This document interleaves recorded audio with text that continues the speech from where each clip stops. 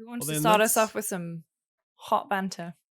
Some hot bants. What's the bants? Man, that submarine, huh? Oh. We said hot bants, okay? Oh, that is ice cold right tragic. now. That is ice What do you think cold. happened to those guys? Oh, come You on, think they're still man! down there? Don't bring us down to that level already. Come on Sorry, now. I've been in a coma for the last week and a half. Have you heard about this new app called Threads? Holy shit, Oh, man! It's all God. the rage. Are we what? on? Are we That's all crazy. threading? We're all threading. threading? Yeah, Is that- for sure. We're Is that like MySpace? We're What is that? threading. We're blue skying. We're Yeah. all We're over the place. I'm on mastodonting, Hive. but don't do it in public, okay? You get in trouble. The thing is that threading is what I used to have done to my eyebrows. So for me, Is that it a has- thing? well, yeah, instead of using wax, you can get like one piece of thread in a circle, and then you use the tension, and you use it. It's like a pair of scissors. It is crazy. It's so good. Anyway, Stuff girls have to worry about, man. Fuck. We just like roll out of bed. I haven't done my hair. I shaved. That was good. I did like Proud that of you. 2 days ago. Thank you. Thank you. Hey, Just I so don't know much about easier, you, man. Ralph, but I've been taking care of this bad boy for many years. I have well. a Yeah. very rigid program to keep this guy looking clean. I am incapable of growing facial hair, so that's it. Blessing, can you grow a Dude, beard, me and you Blessing, or both. what? I tried during the pandemic, and that'll probably be the last time I'll ever try that again. Yeah, It was yeah. really, it was not great beard. It is. Do It does. It looks like. you have pictures yeah. of it. I believe I don't know if I have pictures because I wasn't really taking pictures. You destroy the during evidence. that, Yeah. during that work Smart. from home period. But there are definitely episodes of Kind of Funny that you'll see me with a beard, and I definitely look like a different person because that's before I even grew my hair out more. Mm. Right. And so like I had a buzz cut with a beard because I really wanted to try.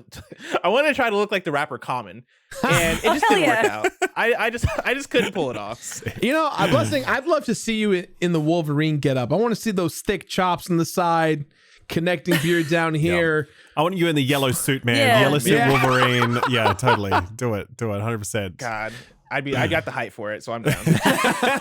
That's true. You do. Short king. I prefer average height above average guy. Short king, above average guy. Average height above average guy. The average height in America, actually, I don't even know if I do make the average height in America. The average height in Nigeria, I'm way above it. Hell yeah. I'm way tall really? for my people. Oh man. I'm like one Guys of the ever been- tallest have you in my guys- family, which is weird because I'm only 5'7". Have you guys ever been to the Netherlands? Yeah, that's my. Yeah, that's where I'm my 6 family's foot. from. I'm 6'2". Really? Right. I'm Yeah. 6'2", 6'3" and I feel short in the Netherlands Oh, because yeah. everyone there is a fucking giant. Properly, I'm just Yep. like, God damn, Holy man, cow. everyone. Yep. It's intimidating. So, Wow. What an Well. intro. How tall are you? Listeners Sound and off in the users. comments down below. How tall are you? And what are your thoughts on the submersible? Do you think it's still down there? Let us know in the comments below. Oh my god. I genuinely, shit. a very sad situation. Like that poor 19-year-old. I'm gonna move us away from this. Yes. But Welcome to the podcast. thank you. That's right. Hi, everyone. Logitech game controller. Buy it on Amazon. Welcome to the Friends of a Second podcast, where every couple of weeks, every fortnight, some good pals get together and chat about video games. I'm hosting this week. My name is Lucy James, and joining me, as usual, we've got Ralph, aka Skillup. I don't know why I point while I do this, because, I don't actually know where you guys are going to be. Stu will handle it. I don't know. Gerard, aka The Completionist.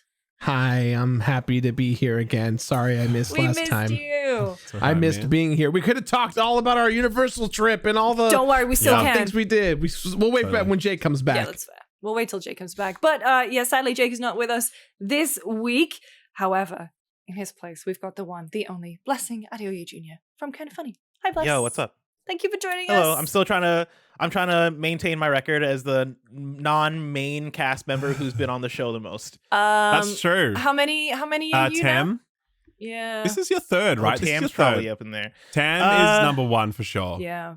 It's either third or fourth. I've lost count. You're Yeah, a it's- close second. Like I think it's like maybe Sure. half an appearance because we often film this show with Tam in the room when we're in person. Yeah, so That's true. It's That's also true. a damning indictment of us getting together as a group of four that we because we've only got 25 episodes.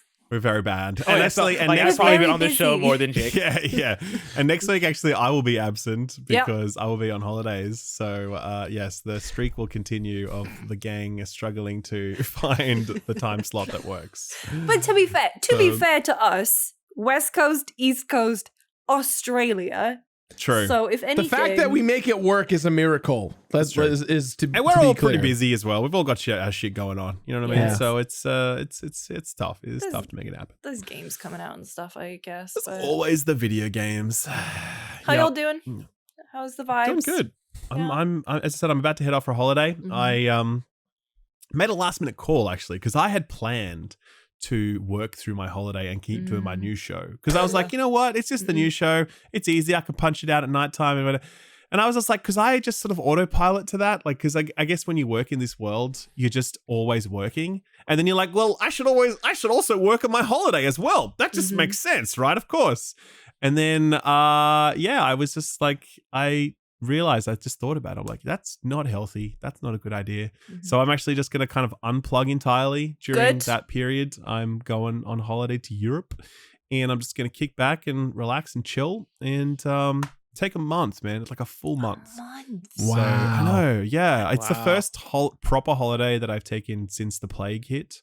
Yeah. Like I took a little bit of time off over Christmas, obviously, but there's like always, you know how Christmas is. It's not actually it's that not relaxing, holiday. the Christmas break. It's not. Because you got so many things you're doing, family times, whatever. And then it's over before you know it, right? So this is like the first proper holiday. And yeah, I'm keen. I'm excited. And it's a good time as well, right? Because there's not much coming out this month. And then when I get back in August, it goes mental because everything starts coming out. Oh, So it's actually really well timed, and I'm happy about it. So that's right. Except the only challenge is today, I get on a plane I get in a cab in 5 hours, and I have not yet packed a bag. So this is going to be a pretty wild little intervening period. That is so stressful to me. I think some people can pack like. Okay, some people really stress about packing, and they're like, "Oh my I god, don't stress about I packing. need to pack a bag." I just need, like, there's a freedom of mind when it's done, and my little suitcase is just sat next to the door, and I can just go, oh, I can waltz from here to the door, to the car, to the airport. No worries about it, you know? Sure. But the thing that stresses me out for you is, like, you're going for a month. Yes. Like, I've never gone anywhere. If I go back to the UK, I have stuff there, so it's like fine. But you're gonna find like, stuff. For packing for a month is a lot. Yeah. No, but like you don't pack for a month. days? You pack for 2 weeks, and then you do laundry, right? You can't pack for a month, man. That's not possible, right? And so TikTok I'll be like, influencers would say that's a would lie. disagree. Well, fair enough. Maybe I don't know. Maybe I'll find that out the hard way. But I don't know, man. I've just always been the kind of packer that's like, here's all my t-shirts, put them in a bag. Here's all my socks anyway, put them in a bag. I think I should bring some dress shoes. Done. I mean, I'll pack in 30 minutes. You know what I mean? It'd be fine. Yeah. And I know other people that stress out about it, but like packing's always that thing that I've just never cared about. I'm like, you go to H&M, man, and you just buy a shirt for like $3. It's fine. Do you know what I mean? It's all good. My dad would So- always say, if you're traveling anywhere, the only 3 things you need: money, tickets, passport. Everything else, replaceable. See? Smart man. He knows what he's doing. Knows what he's talking about. Well, hi, Bless. Thank you so much for coming on. How you been? I've been pretty good. I'm also coming back from my own little mini vacation. I was just hanging out in Seattle for the weekend, visiting some family, which is really fun. And then this week I'm headed to LA for a bachelorette party at Disney, which should be a really good time. And so, yeah, I'm doing a lot of traveling. When are you going, Blessing, to that party? Like what day To of the that party? week? It's I'm flying out to LA tomorrow night. Okay. But the party itself is happening like later in the week. I'm just getting to LA early, and so I'm gonna be there for a little bit. But yeah, like it's gonna be a nice time just hanging out. I really love LA as a city. I have a lot of friends in LA. Weirdly enough, I probably have more friends in LA than I actually do in San Francisco, where I live. And so I'm gonna try and make time to hang out with a lot of them. And yeah, like aside from that, I've just been chilling. Not many games coming out, like aside from Final Fantasy 16, but I got to review that, and so I've already finished it. And so now I'm just like, looking for things to play, playing some Street Fighter 6, getting in those ranked matches, and having a good time. Hell yeah. Lovely. Well, should we talk about, speaking of video games, should we talk about them? It's not the thing. It's quiet for releases. It's also kind of quiet for news, but there is obviously some stuff to talk about.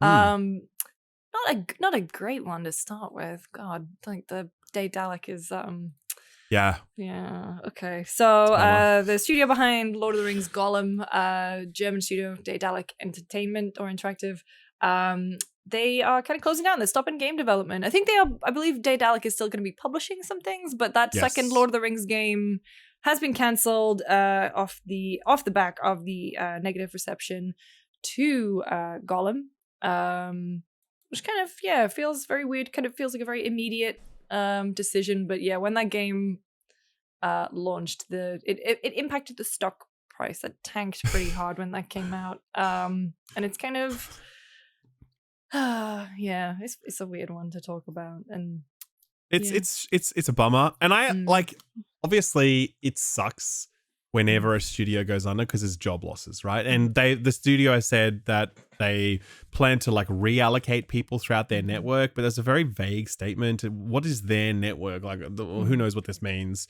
And so you kind of imagine that at least some people are going to be out on their ass, which is a bummer, obviously, because clearly there were some like management issues with that. I'm sure that there are some like innocent low-level devs who was just doing their best, who got handed a project that they were totally ill-equipped for, and senior management are probably going to emerge from this with some kind of golden parachute or something, while, you know, like the workers will probably, as I said, be out on their ass. So it's a bummer. Hate these sorts of stories for that reason. At the same time as well, like I also think about kind of like, I don't know, our role in as content creators, as reviewers, as like commentators, whatever in this, and how that goes. Because obviously we did videos on Gollum and we all made fun of Gollum because it was a terrible video game. It was like, of course you make fun of a game that is objectively that terrible, of course. But like, it's also, you kind of think about like, well, what are the repercussions of that kind of commentary and how we do that? And I don't know. I don't think any of us would have spoken about Gollum any differently, but it really does suck knowing that eventually leads to these sorts of outcomes sometimes. Do you know what I mean? I reflect on that a lot in terms of when I'm doing what I do, and I definitely think about it more and more as the years go on. Yeah. So, I think for me, I see it as almost like a chicken and the egg sort of thing, where Gollum was an exceptional failure on a different kind of level, right? Especially when you talk about the virality of it and everybody talking about it and everybody seeing how broken it is, and even the meme of it being the first announced quote unquote next gen title, right? It was the first PS5 Xbox Series X game announced, and it finally comes out and it ends up being what a lot of us expected, which is not a great game, and so bad that it becomes big meme material. And when I saw this news story, the thing that stuck out to me was learning that the studio, Daedalic Entertainment, they do a lot of publishing. And opening up their Wikipedia page, you go through their catalog, and I looked through the games that they developed, and of course the latest one was Lord of the Rings Gollum in 2023, but before that, in 2020, they developed a game called A Year of Rain. 2 years before that, they developed a game called State of Mind. Before that, The Long Journey Home, and the list goes on of titles that I've never heard of, right? But then you jump to the publishing side, and they publish a lot of video games. Like in 2023 alone, there's a large handful of video games that they published, right? And that goes for the years going back. And I think for them, you imagine that Lord of the Rings Gollum was a wake-up call that made them go, oh, shoot, we should maybe not do this if this is going to be the outcome, right? Like this game was so bad that it put such a bad spotlight on us. Meanwhile, we're doing all this other stuff, and like I could see the case for them seeing the bad reception of Lord of the Rings Gollum and going, hey, let's not let this ruin what we're good at. Let's not let this tarnish our reputation for when it even comes to publishing games as well. Let's just stick to that and, you know, just do that. I think another part of this story that's really interesting is that apparently they're working on another Lord of the Rings game that got canceled as well alongside this. Gollum 2, man. Can you imagine? Gollum 2? Yeah, No. Gollum 2. But that's the thing is, Smeagol. if it was Gollum 2, then maybe good. Like maybe good that doesn't come out. But yeah, it's such a wild story when you just look at Daedalic Entertainment and not knowing who they were, and then them doing this and now being like, shoot, we should redefine who we are as a company in this case. Yeah.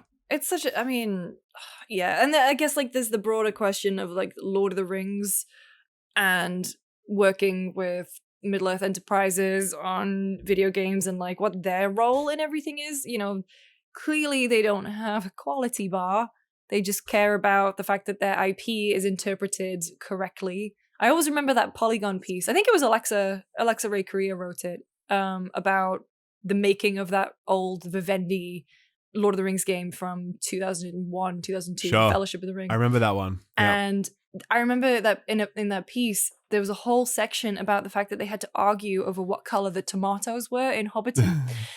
And so it's like, they're sticklers for stuff like that, but A, they don't give a shit when Shelob gets turned into a sexy lady, and they also seem to not care when a game is so bad it is going to negatively impact their... But it's like, I guess it's that Warhammer kind of approach, which is like, yeah, you can have a license, sure, whatever, man, it's fine. And the result is like lots of trash. And then the occasional good video game that comes along at some point, like the PS2, like Two Towers and whatever. Yeah. Or the Shadow of Mordor. Yeah. And Shadow of Mordor, yeah, absolutely, of course. Which I always forget. That's a Lord of the Rings games. So yeah, absolutely, of course.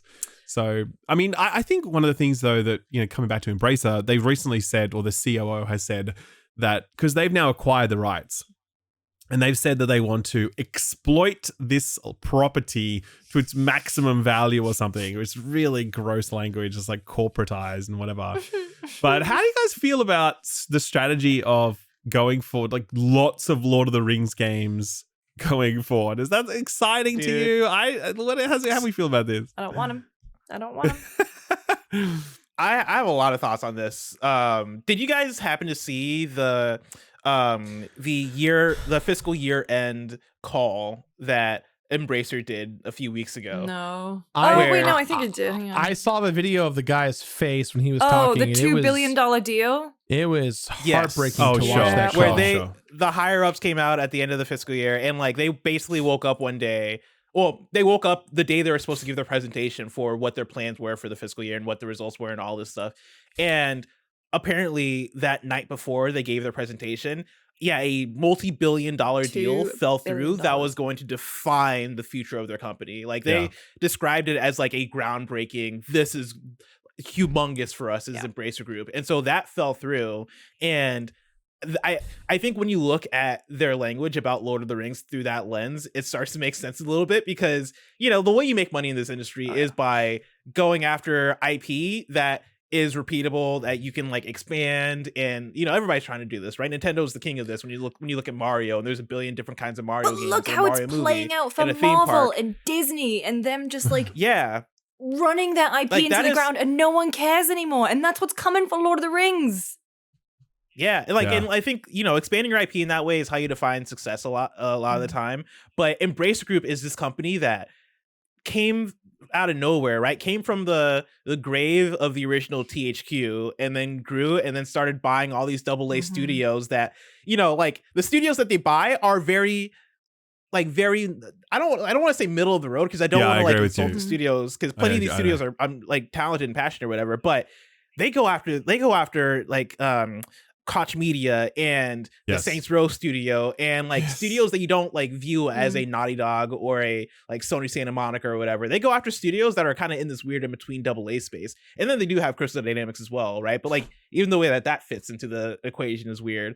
But they have this weird strategy that feels like it's aimed at like it's aimed at quantity as opposed to quality, and it is them going after as many studios and games as they can, so that they can like hopefully make it all work out in the end. And seeing them lose out on this big deal, I think, was them finally like tripping over and going, oh snap, like now we're in trouble, because this one thing fell through and now all the dominoes are falling for them. So they look at Lord of the Rings as maybe their saving grace, or maybe they're even their last grasp of grasp of air. Because I don't know who or what fell through, but they announced, and I've gone back and looked, and like August last year they said Embracer Group has entered into an agreement to acquire Middle-earth Enterprises, which owns a vast intellectual property catalog and worldwide rights to motion pictures, video games, board games, merchandising, theme parks, and stage productions relating to the iconic fantasy literary works, the Lord of the Rings trilogy and The Hobbit, as well as matching rights in other Middle-earth related literary works authorized by the Tolkien estate and HarperCollins, so Silmarillion and whatever. But then it's like, that quote was, where was it? Other opportunities include exploring additional movies based on Yes. iconic characters such as Gandalf, Aragorn, Gollum, Galadriel, Eowyn, and other characters from the literary works of J.R.R. Tolkien. I mean, there is that Lord of the Rings, like it's like an anime, like Helm Hammerhand. There is? I didn't even know that. Yeah, there's a Riders of Rohan thing coming. Oh yeah. Oh, Lord of the okay. Rings, War of the Rohirrim is the animated movie. There's other stuff coming out as well. Okay. And so yeah, it feels like this, and they announced the thing with Amazon. They announced the new Lord of the Rings MMO. Yes. Oh, That is actually one thing that I can see making a lot of sense. I can. I'm like, okay, Yeah, I cool. agree. A new MMO. There aren't many new MMOs that come along. Lord of the Rings is a nice, safe world to set it in. Well, I mean, there is already the I Lord know of the for Rings sure, MMO. and the fact that keeps going for as long as it Yeah. has is kind of instructive of the fact that it could be successful. So I see that and I'm like, cool, that's a bit that makes sense. I'm into that. But outside of that, I just wonder how many games Lord of the Rings has in it. Like I don't know. Like just, I mean, there is a ton of stuff in there like that you could explore, but they're not. Of course. It's not. Don't get It's me not going wrong. to be the same star power as an Aragorn game, except for, I mean, there already is an Aragorn game from Traveler's Tales all those years ago, like Aragorn's Quest. But like, you're not going to have the star power of those kind of, Sure. Fellowship stuff, or at least the members of the Fellowship, compared to, digging deep into the lore. But I guess they did well with Shadow of War and Mordor. Yeah, totally. Absolutely. So- For sure.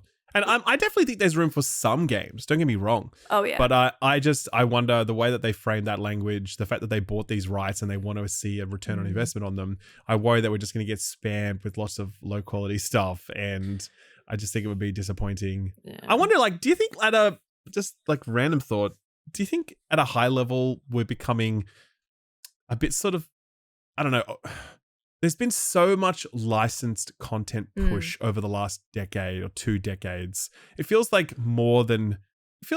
just a thing now that is so prevalent, so like ubiquitous. We just had a fucking Indiana Jones 5 just got released. Like, who the fuck asked for that? Nobody. Do you know what I mean? Look at the Yeah. thing. It's like that's the weird thing about it, is that I think we are now in this place, and Disney is certainly bearing the brunt of it. If you watch like any of the financials and any of the critical reaction to anything Disney has done, where they are just they've overinvested in an IP to the point where they've saturated the market with it. And you think that because everyone knows who Indiana Jones is, that they're like, oh, I'm immediately going to turn up. No one did turn Sure. up. Like No one that did turn movie. up, yeah. Look at how much it cost versus that first week, Yeah. that second week drop off. I mean, I'm not pretending like I'm going to be some kind of incredible box office expert, and I understand it. But then if you also look at Insidious and like low Yeah. budget, yes, it's still very much primed to an audience because Insidious and all that has been going for a long time. But it's like, look at the budget on that and look how many people turned up. But Why like, is the same with- budget on Indiana Yeah. Jones like so big and no one's turning up? And it's like, why are we having Secret Invasion? Why have we got so many different Marvel properties that no one's talking about, no one seems to really care about? Star Wars too. It's like Star Wars. Yeah. I feel like I'm actually almost tired of Lord of the Rings, even though nothing's really come out lately. And I think I had that fatigue. I'm like, why do I feel that way? I think I'm tired of Lord of the Rings because I'm tired of Star Wars and fucking what Disney's doing with all their stuff. It's, you know what I mean? Like, it's the franchise fatigue that extends everywhere. It's almost like I'm automatically applying it to Lord of the Rings before it's even out of the gate. You know what I mean? Which I think says something. So it's the curl of the monkey's I- paw that we've waited, yes. 20 years since the launch of the trilogy. And honestly, I'm genuinely amazed it didn't start sooner. Sure. I have a little bit of a thought experiment with this idea, because I've been going back and forth on our show over on Kind of Funny about the Indiana Jones video game that's being worked on by Machine Games. Yes. Yeah. And there's an argument that we have going around, and I'm willing to accept that I'm the crazy person here. Sure. But I'm not really that excited for Indiana Jones, the video game. And we have this discussion of, is Indiana Jones as an IP, right? Is the Indiana Jones video game going to sell gangbusters because it's Indiana Jones?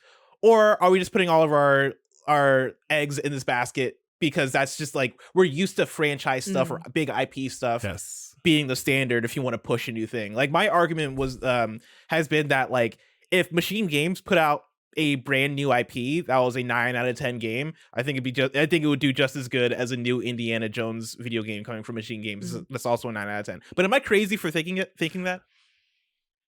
I mean, personally, I feel like from a sales perspective, if a successful Indiana Jones game is probably just going to have a nice big soft pillow under it in terms of sales, that's going to do well. And it's going to be like you buy it as a gift for someone, and you don't really play games, but you're buying a gift for little Johnny, and you're like, yeah, here's the latest Indiana Jones game, it's fine, whatever. Versus if it's some IP you've never heard of, like whatever. So I think it gives it a bit of a bump, but I do think that your overall point stands, which is that like I don't really think it gives you that much more as a result of it being Indiana Jones. Like you're right, if Machine Games put out a 9 out of 10 game, it would still do really well and everyone would be really happy, and then they would own that IP themselves as opposed to having to pay probably like 30 to 40% of their revenue off to Disney because they're using the IP. So they probably end up better as a studio if they do it like you've described. I mean, that's just a guess, obviously. But, not to butt in to poo-poo on anyone's ideas here, but I think the other thing we're kind of forgetting about, in my opinion, aside from the dollar signs that everyone's having their chance in their piece of the pie, right? If you're a game dev studio and motherfucking Disney shows up and they go, do you want to develop Indiana Jones, a game, and that no one has developed an Indiana Jones game since the DOS games, let alone maybe Lego Indiana Jones for the DS and Wii, like it's, you kind of say yes, right? Like that's the idea. And there are studios that have a track record of being really good and genuine about creating licensed IP. Ilphonic made freaking Ghostbusters recently, which was awesome. They've made Predator. I think they even made Friday the 13th. That was one of their first projects they worked on, right? They co-developed it. So like I feel like as a game dev, if you are given an opportunity to develop something, you want to give it your best. Unfortunately, whatever happened at Gollum, I'm sure one day we will see the Netflix series that tells us the truth about what happened there. And hey, Embracer, you're welcome. That's how you get your money back. But what do you do in the meantime, right? Like, you know, whether or not Machine Games wants to or not, like they've been given an opportunity and probably a bunch of Disney and money. for the record, like, this is the one that they wanted to make. I believe they want to. No. Todd Howard is. Yeah, this is the Todd like game. the whole story was that Todd Howard is like very passionate about Indiana Jones. Like they say that he's like probably the biggest Indiana Jones fan ever, and they say like his pitch for the game blew people's minds. They're like, oh yeah, you have to make this. And so I don't want to take anything away from the passion of Machine Games and like them wanting to make the game, but more so just curious about the power of IP and like does Indiana Jones, which I like Indiana Jones, but like Indiana Jones, the last great Indiana Jones product was maybe the third movie that came out over 35 years ago, 40 years ago. I've lost track of time at this point. yeah, right. 40 years ago. It's not 40 years ago. It was was it 90? Was it 90 something? Was it in the 90s? Did I say 97? Was it 97? It was No. 89. 89. So 89 was it? Okay. 30 something years. So almost 35 years. I'm not He's that far off. far I'm not that far Terrifying. off. I can't believe you're not that far off. That's I so know. sad. Yeah, Last Crusade was flies. 89.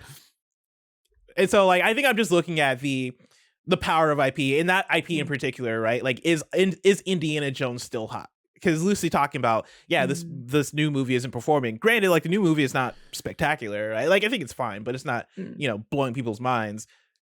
Is an Indiana Jones video game going to come out and do like Spider-Man numbers or like Star Wars numbers, or is it just another video game? I mean, the thing is as well is that Machine Games, selfishly, I just want another Wolfenstein. But if, I don't know how Wolfenstein performed. But if Indiana Jones is maybe like the stepping stone for that studio, like it has folks over at Bethesda, definitely Todd Howard, who desperately want to make it. All those signs point to them doing something really cool with it. I trust them as a studio. But at the same time, it's like it's kind of the Avatar thing, right? It's weird that it's not out around the same time as the movie. Like Avatar is delayed by a whole year. I mean, look, true. It's I don't know, maybe that's a deliberate thing, space it out, make it its own thing, make it to be Marvel's Spider-Man on PlayStation, instead of what people might think is a tie-in game. Who knows? But I do. Sorry, I did want to talk a little bit, going back to Blessing's point too, about what Embracer Group is doing in terms of collecting these studios. And just looking at the list of places that they own, just the list of studios and companies they own, I think the idea here, and this is just me talking out of my ass, I'm not a fucking insider, I don't know anything about anything. I think the idea here is by owning so many studios that specialize in so many different types of IP licensing or development, they're trying to kind of be a catch-all company that could theoretically do something with their own IP, aka Lord of the Rings, right? Like, looking at this, the THQ side of Nordic and Embracer Group and all that stuff, a lot of the games they put out in the last few years are licensed remasters. SpongeBob, the Bikini Body game. Oh yeah. You had Destroy All Humans. That got remastered, and the first one got remastered and brought back, and I'm sure they're going to make a second and third one. They made another SpongeBob game like last year or something like that. The Cosmic Shake. Exactly, yeah. I think they bought Limited Run Games, who specializes in creating physical games, and they bought Bitwave Studios, the guys I know over there, who specialize in porting, and they just released Mr. Gimmick for the first time worldwide, which was only released to Europe. So like, to me, it seems like everyone they purchased, the idea was we're gonna build a super team of studios that we own and then supercharge the IPs that we do have to create something new. And I think that whatever this deal was, whatever this big $1 billion purchase was or acquisition was supposed to be that gateway to kind of fix potentially and connect everything together. And so now it's going to be interesting to see what happens, because it just kind of that image of that dude is in my head of him not looking good when he's talking. He was upset, and that sucks. Yeah, I mean, I'm just looking through how many things they own. I didn't realize lot. they owned Saber. I didn't realize they owned 4A. So like everything. the Metro. On top of this everything, business does not make sense to me yet. It does not make sense to me. No, I mean, understand. they have already said that they're going to be like shuttering some studios, like canceling projects. Yes. The belt tightening has already begun. So, Gollum wasn't Embracer at the time. Gollum was, I think, was it Nacon? Nacon. Yes. But it's interesting to see kind of like the repercussions. But obviously, don't want to dwell on, hopefully the people affected land on their feet. Don't want to dwell on, oh, my link doesn't work because we're talking about console stuff. Damn, I was like, we don't want to dwell on the negativity, and then this is gonna be like, now we're talking about the Xbox Series S. So, what a clean transition, but whatever. So, Baldur's Gate 3, first of all, got moved up a few weeks. It's now coming out on my birthday, so thank you so much, Larian, August the 3rd. Oh, they did that just for you, no just doubt. Just for me. So it's currently in early access on PC. It's coming out on PC on August 3rd, and then they're moving the PlayStation version to September. And then they have said they've hit a significant roadblock with porting the game to next-gen Xbox systems because of this Series S. Brutal. Which, is that what they said, like, on record? That is wild. Yeah. I'm making no friends over at Xbox for saying that. Literally.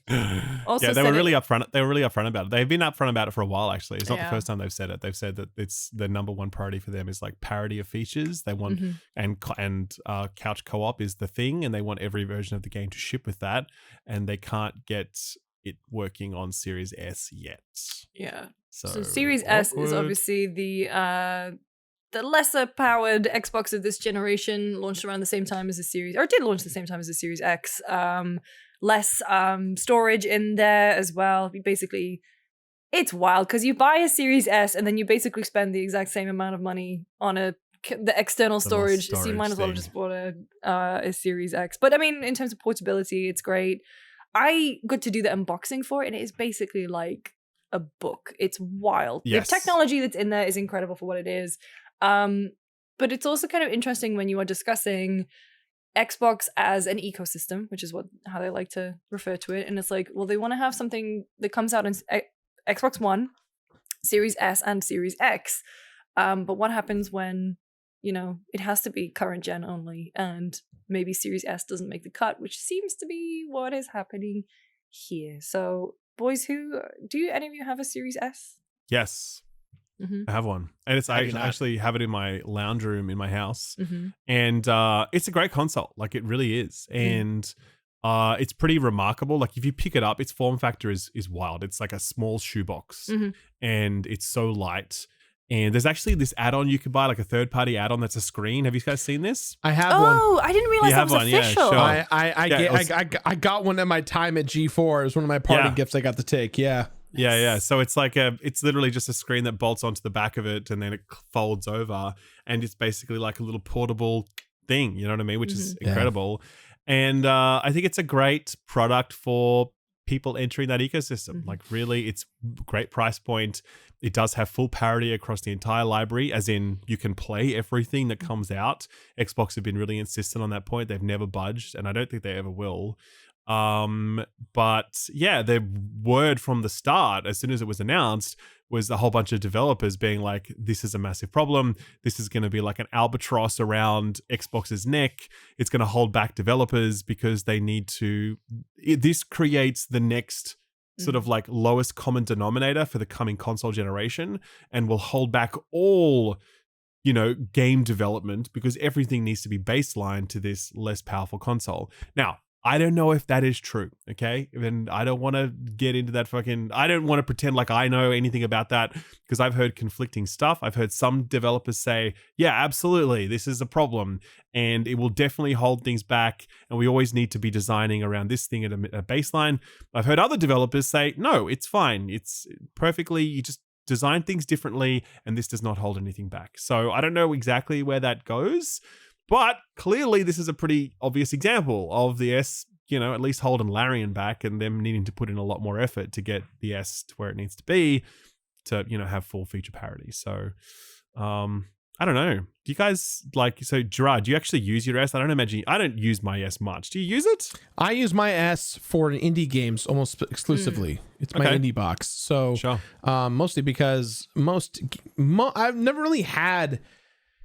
I mean, I have both an Xbox. I in my office, I have several Xbox Series S's, just as a means of having extra for recording B-roll or streaming, whatever it may be. But I love them. I think they're great. I definitely think it's weird there's no CD drive on it, unless it's a little less in terms of performance, from it not being a 4K console 100% all the way through. But it runs.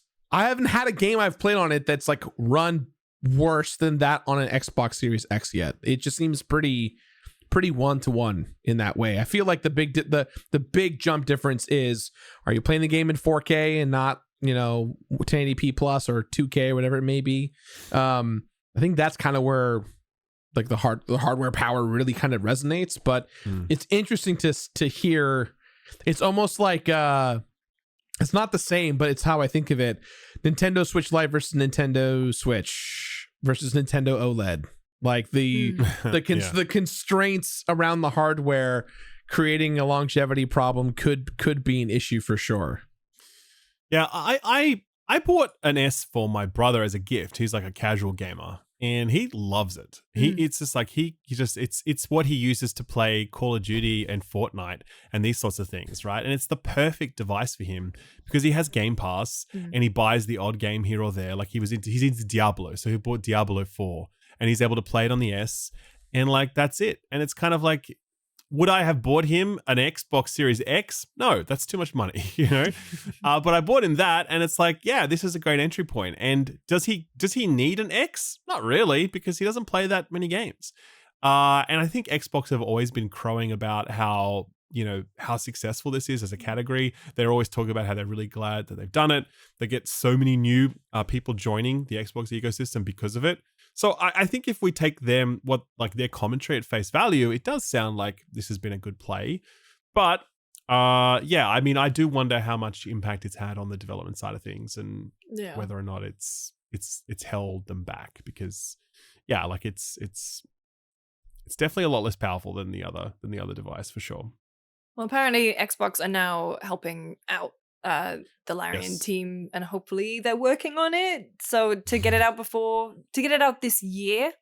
So Sorry. I also think the timing Yeah. of Baldur's Gate not coming out on Xbox in September is probably good Smart. for them because Yep. Starfield is right there, Totally. and Yep. those are two big old RPGs, and I think Starfield is going to be the one that has way more name recognition on that platform and that more people are going to show up for. And so if you're Larian and you're putting out Baldur's Gate and you have your PC version coming out early August and you have a PlayStation version coming out early September, I think both of those are smart dates. And if you can wait until the Starfield hype is over and then release on Xbox, I think that might be even the stronger move for you. And so I don't think, like, as much of a bummer as hearing the news of it not coming to Xbox immediately because the Xbox Series S might sound on at the front of it, I think it's a net positive, just based on the fact that, hey, if we have an Xbox, we're probably gonna be playing Starfield on it anyway. And so yeah, let's just wait. I was gonna say that takeover I can already see the takeover that Starfield is gonna have it. Like, I'll boot up my Xbox and everything will be Starfield. Yes. So there will be no Totally. escaping it.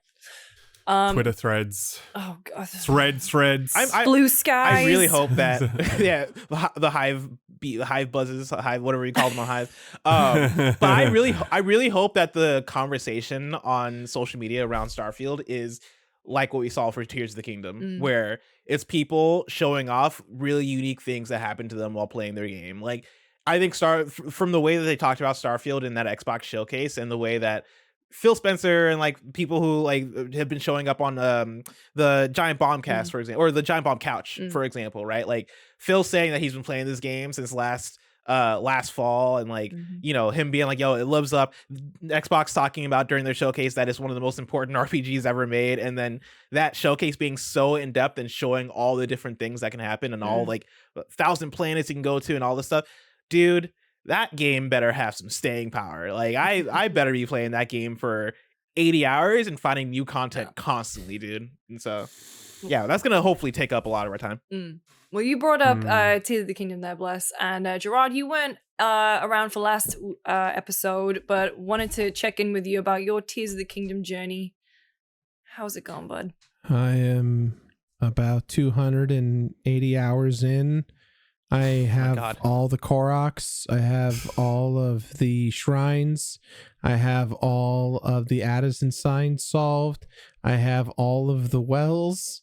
I am right now clearing out the depths, which is the lower area, and I'm doing all the light routes and fighting every single Hinox and Frox and Gleok and Stalnox and every fucking boss with the health bar. And you made some of those up. I wish I was. And clearing out all the chests down there, and then I think once that is all done, I have all the recipes for all the food. I have heard, because I haven't beaten the game yet, narratively speaking, but I'm also like not that. I think, like, spoiler alert, Link saves the day, right? Like, I'm not like that. I'm not like that. What's gonna happen too much?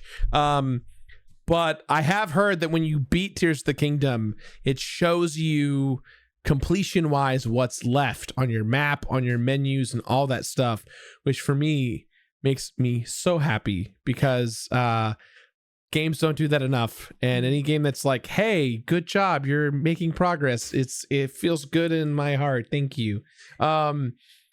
So yeah, I'm excited to get to the end of that journey. That's been the game that I've been going back to in between everything. Like, I completed Street Fighter 6 as best I could in 85 hours.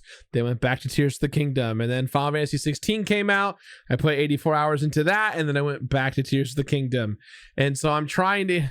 Oh, and then also like Resident Evil 4 remake, and now I'm trying to get that game done because WrestleQuest and freaking Sea of Stars is right around the corner. Look, August is so hyped for me. I know I'm a big indie game guy. Sea of Stars, Chrono Trigger, it's gonna blow everyone's mind. I cannot wait to play that game, and also WrestleQuest because I'm a wrestling guy and a Mario RPG guy. So I'm trying to get Tears of the Kingdom done, and I just feel like I'm not. It's unattainable. I keep reaching to be done, and it's slowly. I'm just crawling to that finish line. I'm getting there. I believe in you. Yeah, me too, man. Thank you. I believe in you too. It's gonna be a hell of a video. Yeah. I hope so. I'm here if you need to talk. I definitely am gonna need some therapy sessions after all of this. It's been a chonky year for games, my friends, and we're about to hit the halfway mark, right? Like, if you were like, hey Gerard, how are you in January? I would say I'm Dead Space. How are you? You know, like, ask me later on. Oh, it's March. Oh yeah, I'm Resident Evil 4. Nice to meet you. Like, I don't know time or space. I think you should leave. There's too much shit on me. There's too many games. There are always. But you finished Final Fantasy 16. I mean, hang on, wait. Do you want to check in? Ralph, you definitely finished. Bless, have you finished Tears of the Kingdom? I finished, Tears of the Kingdom and Final Fantasy. Oh, nice. I haven't finished either of them because I'm bad. Busy. With time. Too busy. Oh, wait, I've been traveling as well. Sure. I was going to finish Final Fantasy last week, and then I went away for a week instead. Yes. Gerard, you finished Final Fantasy, and because we did a bit of a chat about it last week. Do you have any non-spoiler thoughts you can share? Because Lucy hasn't finished it yet. Because I watched your video, and you seem to like it overall. You seem to really enjoy it. I really enjoyed it. The thing that like I didn't like, the one thing that really kind of like took the wind out of my sails was that some of the side quests I just didn't really. I'm like, they all kind of build up to like making Clive and friends better characters in the end, right? Like you carry your level of investment, especially in the end game. The side quest, you get side quests with like Jill and Josh and other people, and it feels good to like have those personal side quests. But in the beginning, it's like, hey Clive, go deliver some soup. Yeah. And you're like, all right, I now guess deliver these apples. Now deliver these apples, yeah. And then later on, it's like, hey, all of this crap happened, and now the side quests have some value. Go ahead and do them. And it just felt like between the side quests and some of those cutscenes, you're just doing a lot of like listening and reacting and taking it all in, and you have to really connect with the story, otherwise none of that's going to connect with you. But I will say, if you are someone who really loves the story, doing the side quests, especially right before you beat the game, just lets you digest the whole product so much nicer. This is one of the few games where completing it actually adds value to just beating the narrative. Whether you're leading up to the ending or the post-credit stuff, like there are side quests that are dripping with lore and alluding to certain aspects about the ending and stuff before and after, and you're just like, oh man, it feels good to complete it because you get rewarded in that way, and I really appreciated that. But yeah, overall, I really enjoyed it. It's been really interesting to see the discourse about it. It's very not drama-y. It hasn't been like eating popcorn status, but it's been interesting to see so many people feel so different about it. Because I resonate with everyone's take just a little bit. And that was the hardest part about making a 51-minute video about a game that everyone's talking about, because you're trying to find yourself and how you feel and how to sound different and trying to give a unique perspective without saying game good, music good, I had fun, right? Cutscenes good. Cutscenes good. Yeah. RPG bad. Yeah.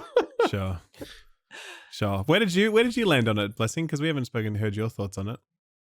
Oh, I really loved it. Yeah, Sure. like for me, the parts that hit about the game really hit. And for me, that was the story, that was the cinematics, that was the lore and world building and how big the world feels, but how they're able to tell a really focused story within that. I thought they were able to manage that really good. I really liked how they tackled a lot of the themes. One thing I've been harping on, like pre-release and even post-release, right, is like there is a lack of diversity racially in the characters, and it's a thing that bothers me a bit, especially because a lot of the subject matter has to do with slavery and persecution and all that stuff, and I think there is like still a lot of missed opportunity there. But that said, the way they handle that subject matter, despite that, is done with like it's done like fairly, it's done in a way that's like, damn, y'all really went for it in some places, right? Like some of those side quests where they are showing how they're treating some of the characters based on their class is like, dude, man, this is dark, this is real, like I can't believe you're taking it there,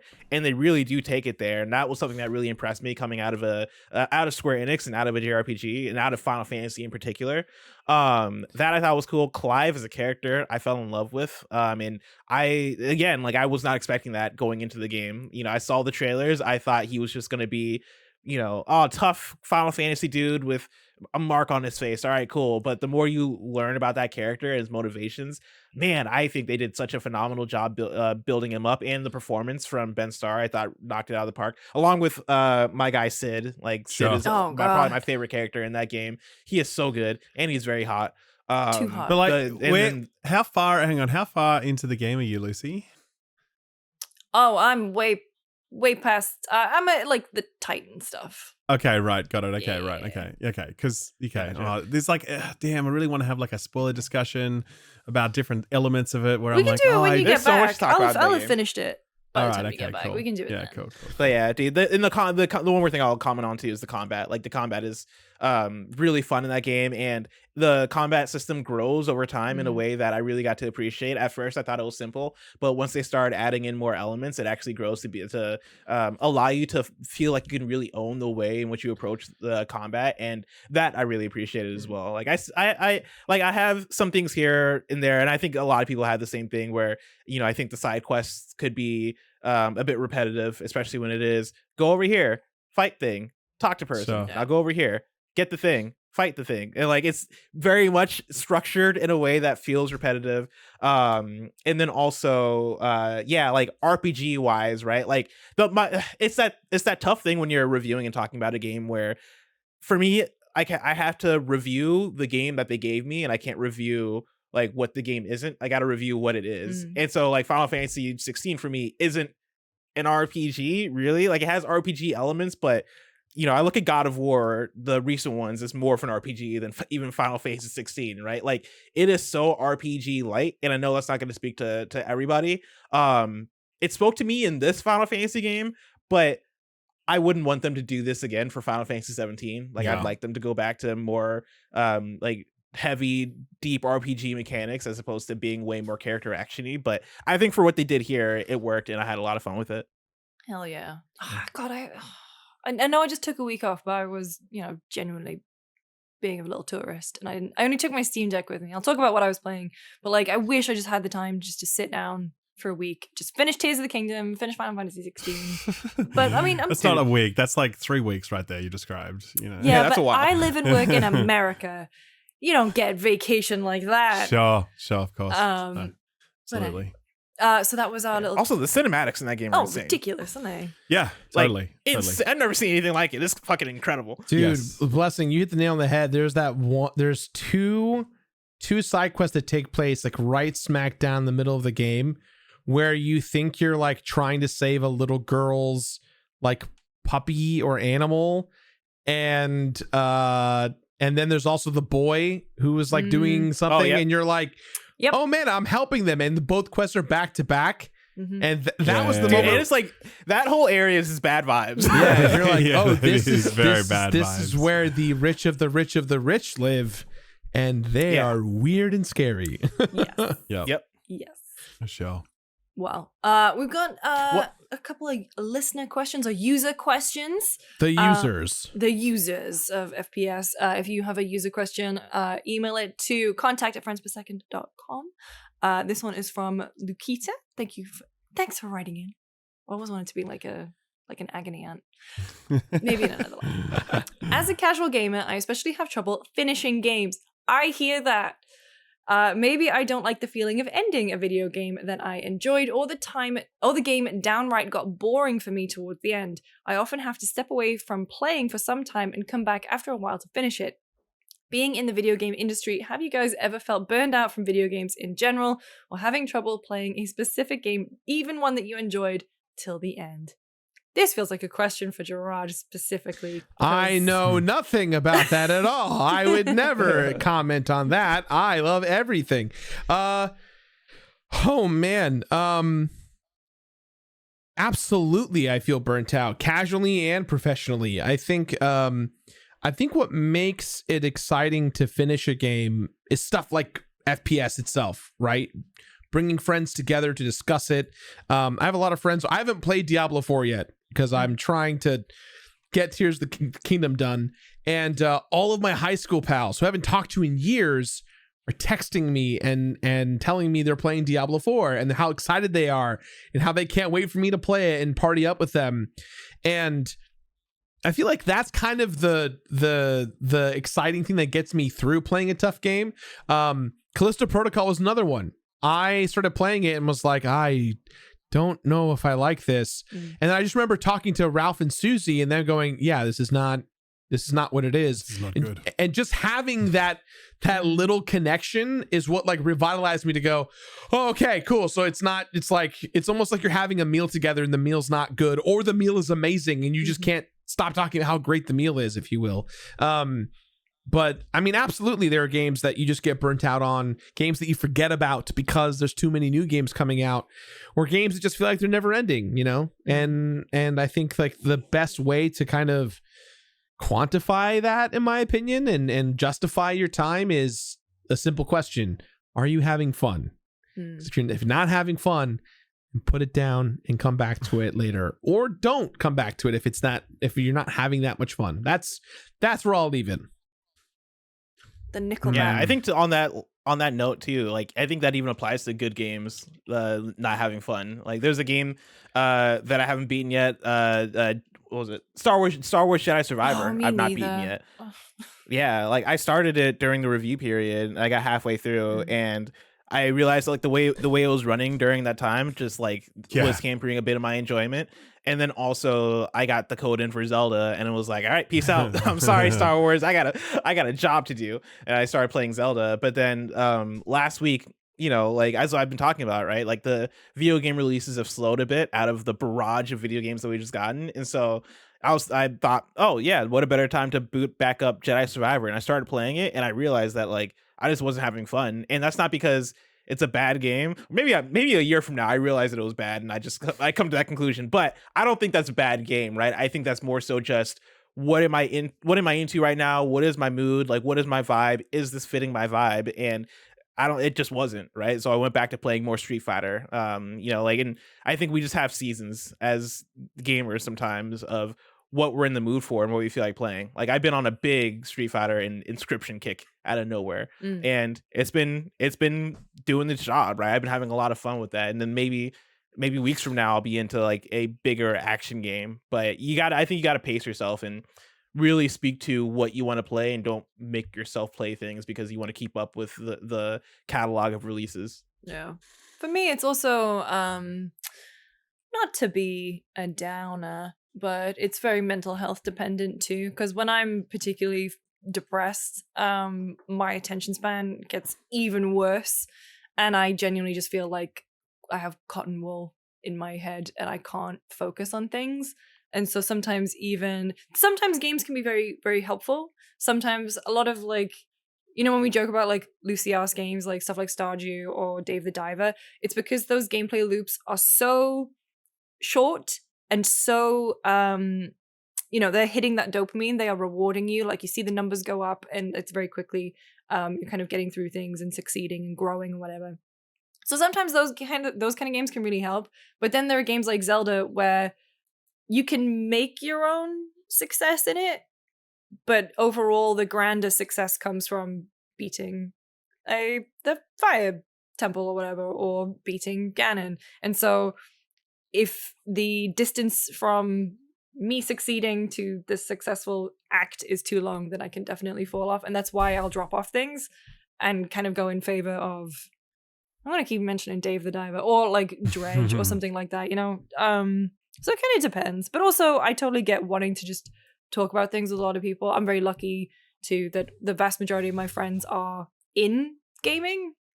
And so even if I'm not playing it, I feel like I can get the secondhand enjoyment from listening to you guys talk about it or listening to a podcast and hearing other people talk about it. And then I'll put it on my list and then I'll inevitably forget about it. But, you know, it is what it is.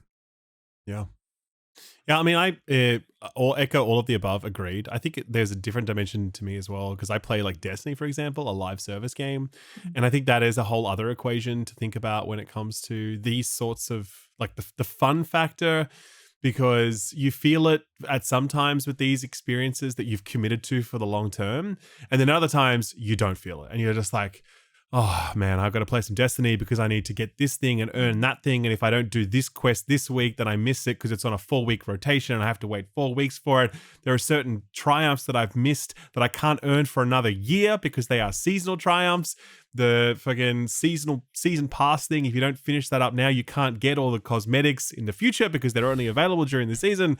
There's all that sort of stuff, which I think applies a level of pressure that I have been fine with to this point. But I think I'm just reaching a point with Destiny now for the first time since I've come back, which was like 2.5 years ago, where I'm like, okay, probably need to just take a bit of a break from Destiny right now because I'm not really having a lot of fun. That's not an indictment on Destiny. Like, it's not saying Destiny sucks now, guys.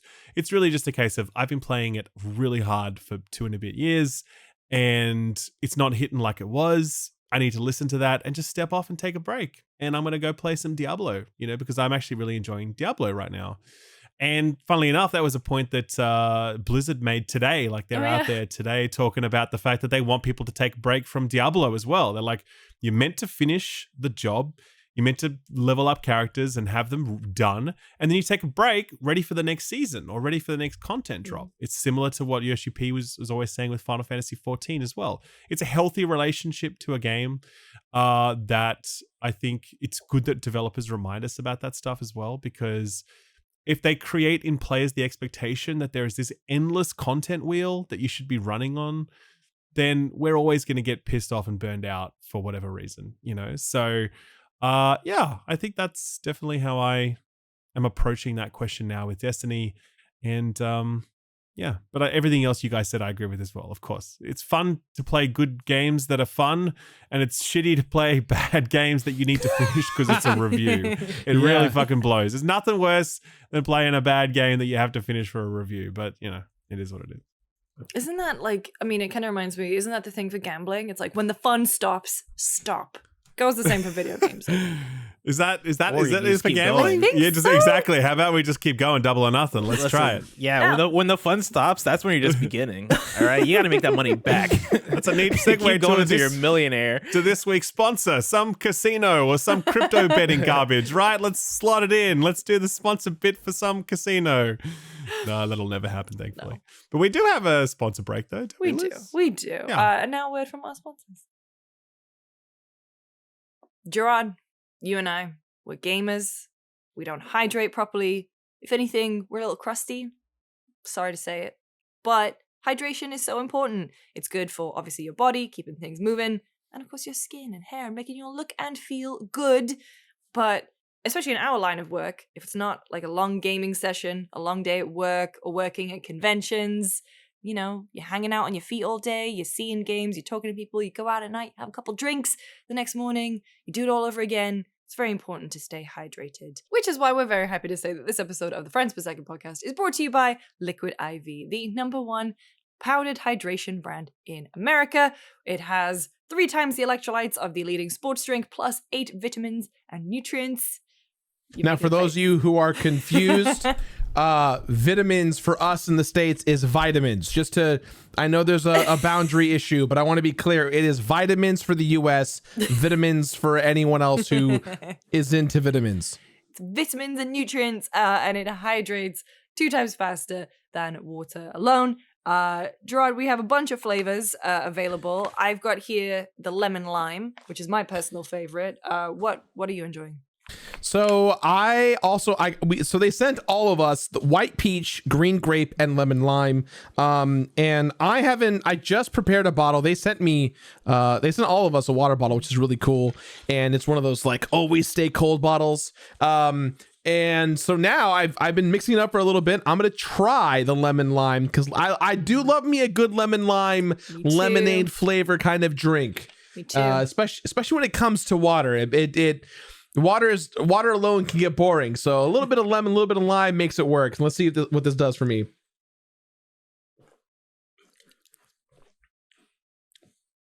That's pretty good. Yeah, I'm on board. This is the exact kind of stuff I'd like to put in water that's not overbearing. The flavor is really nice. It definitely has a lemonade, more lemonade than lime, but it's pretty good. I can get myself.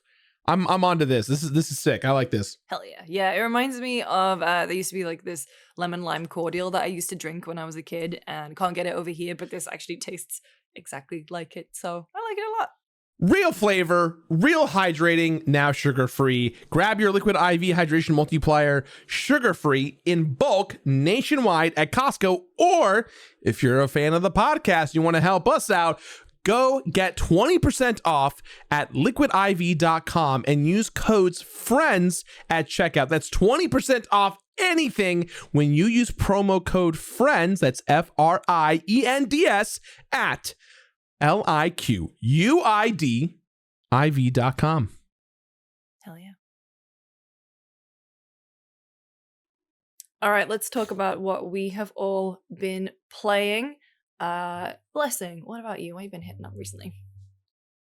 I'm still on that Street Fighter train. I've been super hooked on it. This is it's not my first Street Fighter, but this is the one that I've been into the most, and this has been the one where I've been trying to be all in on it, because typically with fighting games, I am more of a Tekken person, I am more of a Mortal Kombat person, I am more of a Dragon Ball Z person when it comes to fighting games. But this Street Fighter was the one that from the get-go I was like, oh, this looks really cool. And I played the open beta, or I played the betas last year when they were going, and I really enjoyed those. And so I was like, okay, I'm gonna actually do this. I'm gonna play Street Fighter, and I'm gonna hopefully like get good in it and play online and do all that stuff. And it's been such a gratifying experience playing and actually feeling myself getting better at the game and slowly rising up the ranks. Like, I'm not super high ranked or anything. Like, I have my two mains. I've been playing a lot as Luke, who is the sort of the main character that they've introduced in this one, like the new face of Street Fighter that's not Ryu or Ken.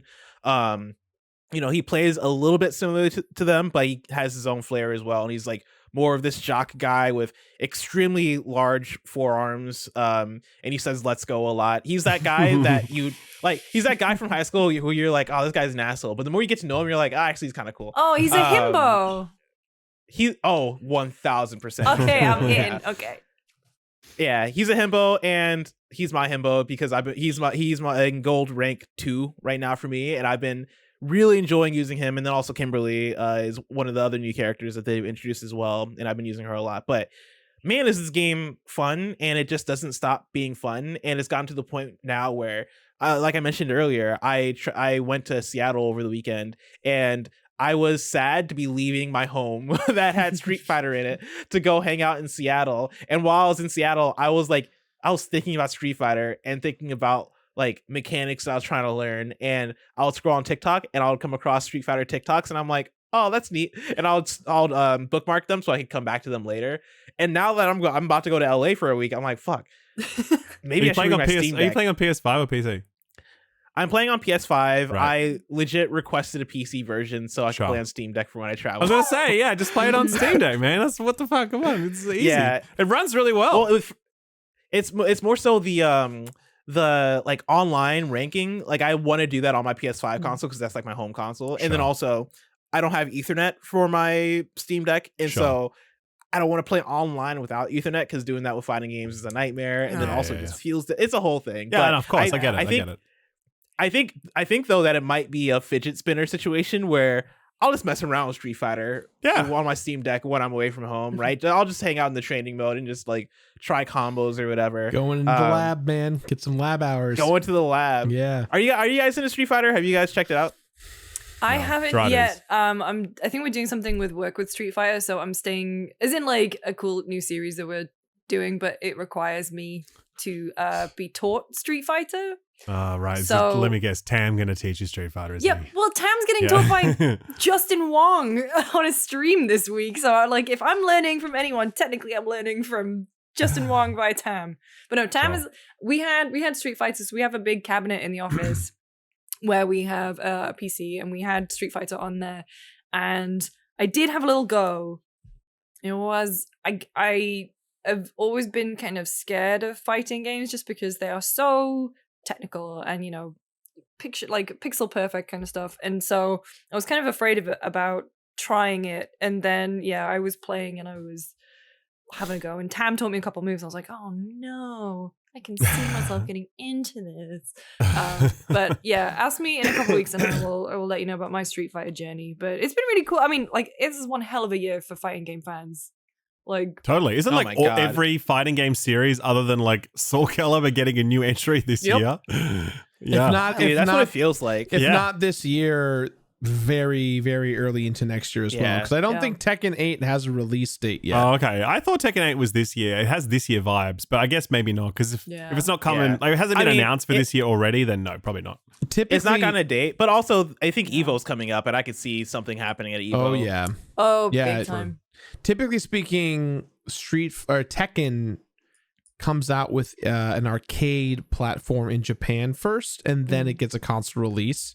I don't know if it's gonna be different this time around, especially because it's pretty cool that they do that. I respect that. I respect that they keep that. That's nice. I hope they continue that tradition. Yeah, but Blessing, if you ever want to play, let me know. I'm down. I play a very scary Geef. And every Geef is scary. That's true. That's true. And I've also been playing a ton of Marissa. She is. You're the worst. You're my worst enemy. Oh yeah. Don't jump. Stop jumping. Don't jump. That's what I'll teach you to do. Don't jump. Don't jump. Hell yeah, dude. Bless For what sure. else And playing? to like. Well, first, real quick, to the fighting game thing. I've been eating, dude. Like, Street Fighter has been great. Mortal Kombat 1 looks incredible, and that's coming out this fall. And then Tekken. Like I said, I'm usually more of a Tekken person, and that seems like it's gonna come out sooner than later. I would hope next year. I don't need it coming out next to Mortal Kombat because that might just break me. And also, I want Tekken 8 to win Best Fighting Game if it comes out next year. And so but I've also been playing Inscription, which is old. And old as in like it's 2 years old, right? It's not like super old or anything, but it's old to me, right? Because I played it first when it came out, and I played only a few hours and liked it, but then fell off of it pretty quickly. And then I went back to it a year ago, played it, and fell in love with it, beat it, did all that stuff. And lately I've been talking to my friend Sarah, who's an artist, and like we've been going back and forth about this idea to make a card game. And like, I just for inspiration, I was like, oh, let me pick up Inscription, because Inscription is like at this point, one of my favorite card games. And when I tell you that it got its hooks into me, like right back into me, and pulled me right back in. And now I just can't stop on the Inscription train, where of course, if you somehow missed out on an Inscription, it's a card game, roguelite. It's also like kind of an escape room as well, right? Like you go into this game and it's very spooky, and you're playing cards with this game master, and then like you can walk around the room, and there are card game elements that then interact with the escape room elements and vice versa. But then it's also a roguelite. Like it's so much put into one, and it's designed so smartly, and the twists and turns are so magnificent, and I think it is excellence in video game design and creation.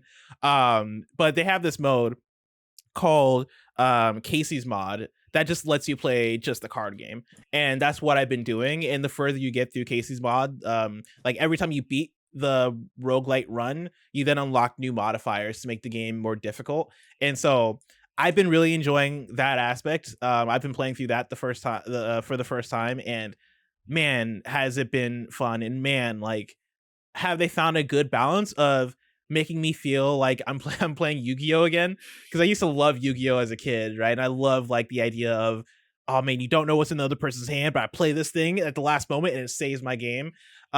Inscription, I think, kind of curates for those moments a bit, and then also just the vibes are so good, man. It is so spooky. It is so like, it is drenched in atmosphere and vibe, and it does such a good job of pulling you into its world. And I've been falling in love with it over again. So much so that I'm like, dude, Inscription must be a top 15, top 10 game for me at this point. But yeah, that's what I've been back to doing. Yeah, I've always wanted to go, because I played Inscription and I got to the point where it just started to get weird. And I was like, okay, this is the part I've heard about. It's getting weird now. Let's go. But then I just got busy with other things and I had to stop. But like, yeah, I understood the basics of the card game. I understood the basics of the setting. And I was like, yeah, this is really well put together. And I'm just really, I always kick myself that I didn't spend more time pushing through it. I will go back to it at some point. Like I've got it installed on all my devices all the time. That's generally the measure of, that's how I manage my backlog. I just keep it installed on every device I own, hoping that at some point I'll be able to do it. But it won so many like Game of the Year nods. You know, it definitely got the recognition that it deserves. And it's something I really, really would like to put time into at some point. The thing that got me in for Inscription, I think in particular, that separated it from other things for me was how satisfying and how quick the deck building is. Because that's when I started to really understand like what was working about it, is the fact that as you're going through this game world, you're making the decision of what the next thing you should do is between like, do I want to go to this symbol, which will then let you power up one of your cards, or do I want to go here, which will let me pick a random card or do whatever. And with each of those movements, you are making a decision to power up your deck, and every run is different. And like, I think the thing that works about it so well is that it almost asks you to cheat the game. You know, it like you have opportunities to make a card that is just OP, and it is so satisfying when you get there, when you're like, okay, I have this thing, and if I take like this effect that lets me like go around other cards to hit the opponent directly, and then combine it with this other thing that like gives me +3 attack, and then combine it with this other thing that like, you know, if I once I play this card, a copy of it gets played in my hand. Like I love those weird like 3-dimensional or 4-dimensional chess sort of plays. And yeah, like I it's such a satisfying game to play, and I don't know if I'm ever gonna at this point put it down. Like I think it might be that game that I come back to whenever I get bored. I'm like, you know what? Let's do another round of Inscription. It's starting to feel like that for me. And I highly recommend, like get back to it, dude. Like if you have the chance, get back to Inscription. Speaking of card games, do you play Marvel Snap? I played it when it came out, and I really liked it when it came out. And then I picked it up again last week because for that same reason of wanting to get inspired and wanting to like get into another card game. All my progress was gone. What? Like I started it and it put me right into the tutorial. No, and I don't know what it is. Yeah, that's weird. Wait, did you maybe buy I have to play through the tutorial and no. Okay, good. Like, I never bought anything from Marvel If you bought Snap. stuff and it reset you, Were you playing during the beta period and then it wiped? Like, were you playing during beta and then maybe that's when what was happened? beta? Because I don't know thought the dates when I was playing honest. it. When I was playing it, I'm pretty sure it had fully launched. Okay, that's weird. Yeah, because like there was like the battle pass that was going and all of that. Right. I have no idea. I didn't get a new phone or anything. I just hadn't booted it up in months. No, And so I booted it up. Everything gone. Maybe if I get through the tutorial, it'll let me log in. But it's just weird. Like it's making me redo all these matches to like set up the game, and it's a lot when you first boot up the game. Yeah, so it is a lot. Yeah. I don't feel like going through all those matches. And I've tried looking it up. I couldn't find much about people having the same thing. So I don't know. Yeah. If you're out there and you've had the same thing happen to you on Android, and you have a solution, at Blessing Jr. tweet at me. Well, yeah, the only time that happened to me was when I was logged in. Like I logged into I changed phones, whatever, logged in, and it didn't log me into the right account, and so that was because it automatically assigns you based upon whatever. And I actually was like, well, actually, no, I have this other email address, so that was it. But yeah, I would recommend checking that out as well because I continue to put a lot of time into that game. I think it's really solid. So yeah. Bless. Speaking of card games, very quickly. Are you interested in Lord of the Rings Magic the Gathering? Because we're doing a draft at work if you want to be in. I've never been into Magic. Me neither. Nor Lord of the Rings. Oh. I know you're a big Lord of the Rings person. Oh man. You don't have to answer. Talk to me after the show because Yeah. I could be convinced. I could be convinced is what I'll say. Okay. Thursdays. Anyway. Ralph, what have you been playing? Right now I've been very busy doing stuff or like getting ready to ship off for this holiday. But when in my time I actually have been playing Diablo, and I've been continuing to play a lot of Diablo.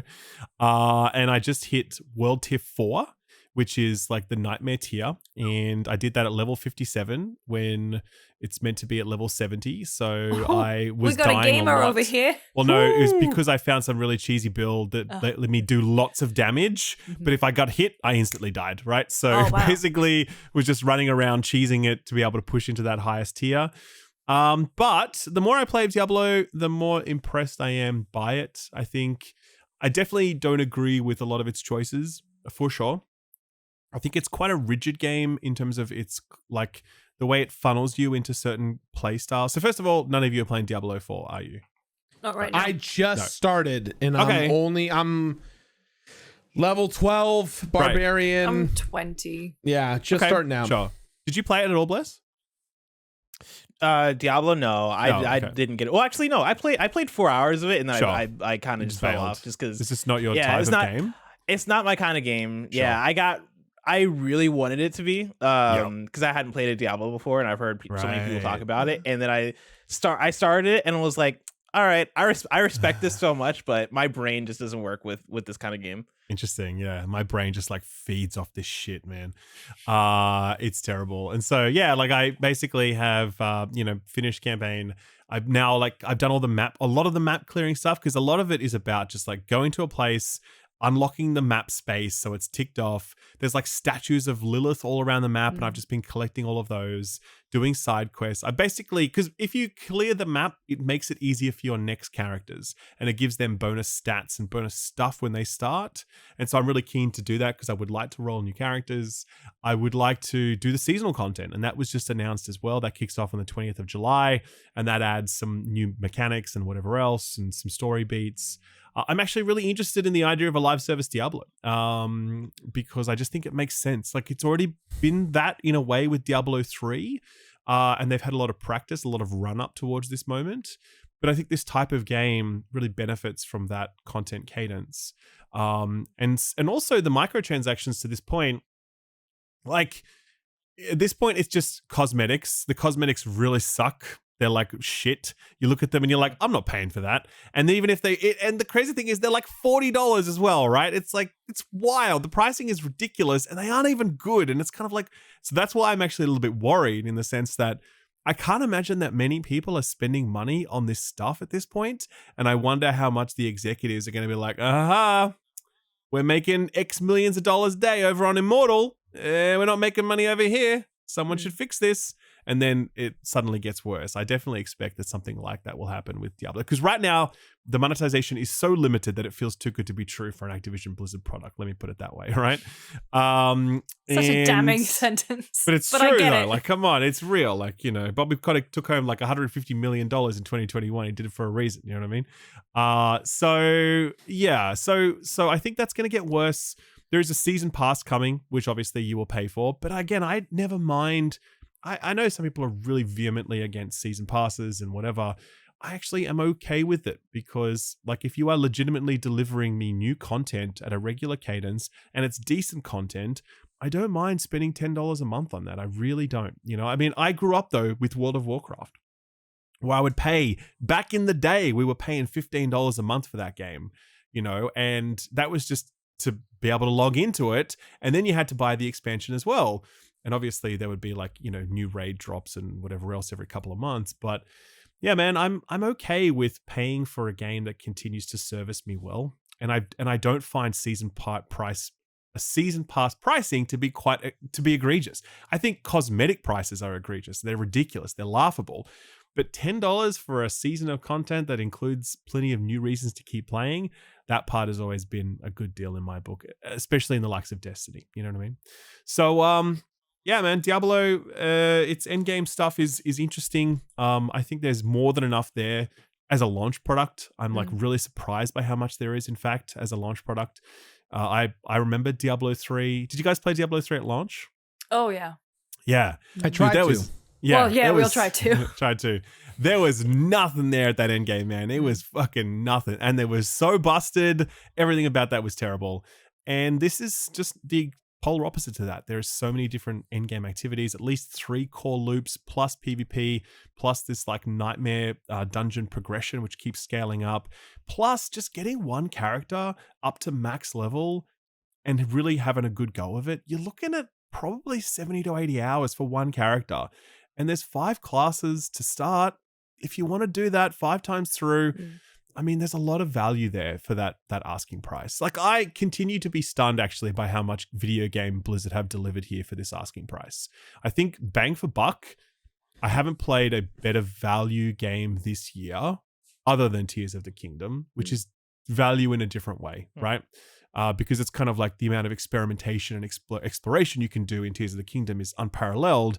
With here, though, in Diablo, it's just a lot of different video game, like characters, classes, map to explore, builds you can unlock, in-game activities to do, PvP shit, right? I think it's pretty unparalleled in 2023 for the volume of content that it's served up, which I never would have expected. I really wouldn't have expected that. Like, it's just, I mean, I think most AAA games, live service, they launch very lean. They hold a lot back because they're like, nah, we'll sell that later. I don't think Blizzard held much back here. Some, sure, but like on the whole, not much. They really just put a lot out there for that asking price. And I respect it. So, yeah, man, that's kind of what I've been on this week, actually. Just a lot of Diablo when I had the time. Nice. And Marvel Snap, as always. just chugging along when I have a quiet moment. Play a little Marvel So, Snap. you know what I bought? I bought Octopath 2. Okay. I haven't I haven't played it yet, but I booted it up and I just did like a character selection, then I had to stop. But it's been a long time since I played these like old school, you know, JRPG kind of games. Final Fantasy got me thinking about it. Final Fantasy didn't make me think, oh, I'd like to go back and play an old school turn-based game. But it was more a case of like, there's been a lot of chatter about those sorts of experiences when we talk about Final Fantasy. And so that chatter, coupled with the fact that I've only heard really good things about Octopath, I'm like, you know what? I'm going to give that a bit of a try. I did look up the average playthrough time though, 70 hours. And I'm like, oh, okay. You're going away for a month. You're fine. Oh yeah, sure. Absolutely. Yeah, just take a week off. Yeah, exactly. So that's a lot, but I'm actually interested to see. And like, I think that'll probably be the way I approach most JRPGs these days, which is I will start them. I will put like 20 hours into it. I will understand what it is. And then I will spend the rest of my life wishing I could play more of it. Like, because I won't have time to play more of it. That's essentially my relationship with Persona and like Xenoblade, which I love. And fucking it's just how I go with JRPGs. Cause I really like them, but just the time is a lot. If you want to save some time and play a similar sort of RPG that won't take you 70 hours, there's this game called Live Alive that came out last year. Live Alive.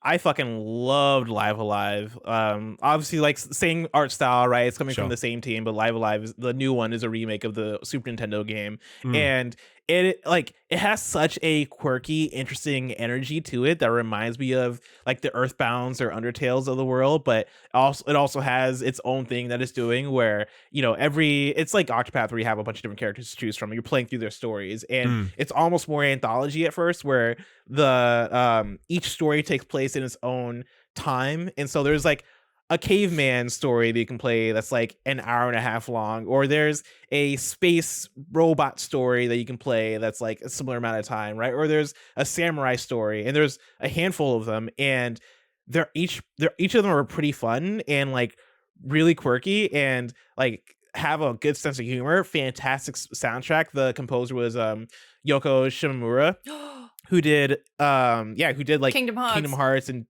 she's done Super Mario plenty RPG? of stuff. Yes. Yeah. And yeah, like a wonderful game. And for me, similar as you, I was kind of looking for a JRPG that brought me back to sort of that classic vibe, and it got the job done, dude. And so if you're looking, and it's like 30 hours long, and right, because a bit shorter. I think I heard you were talking about that last. Did you do a dedicated video on it? Did I? I did. I did a dedicated TikTok on it. Yeah. Oh, okay. I saw something from you. And at the time, I think I even said it was a game of the year contender for me. Like I liked it that much. Yeah. Cool.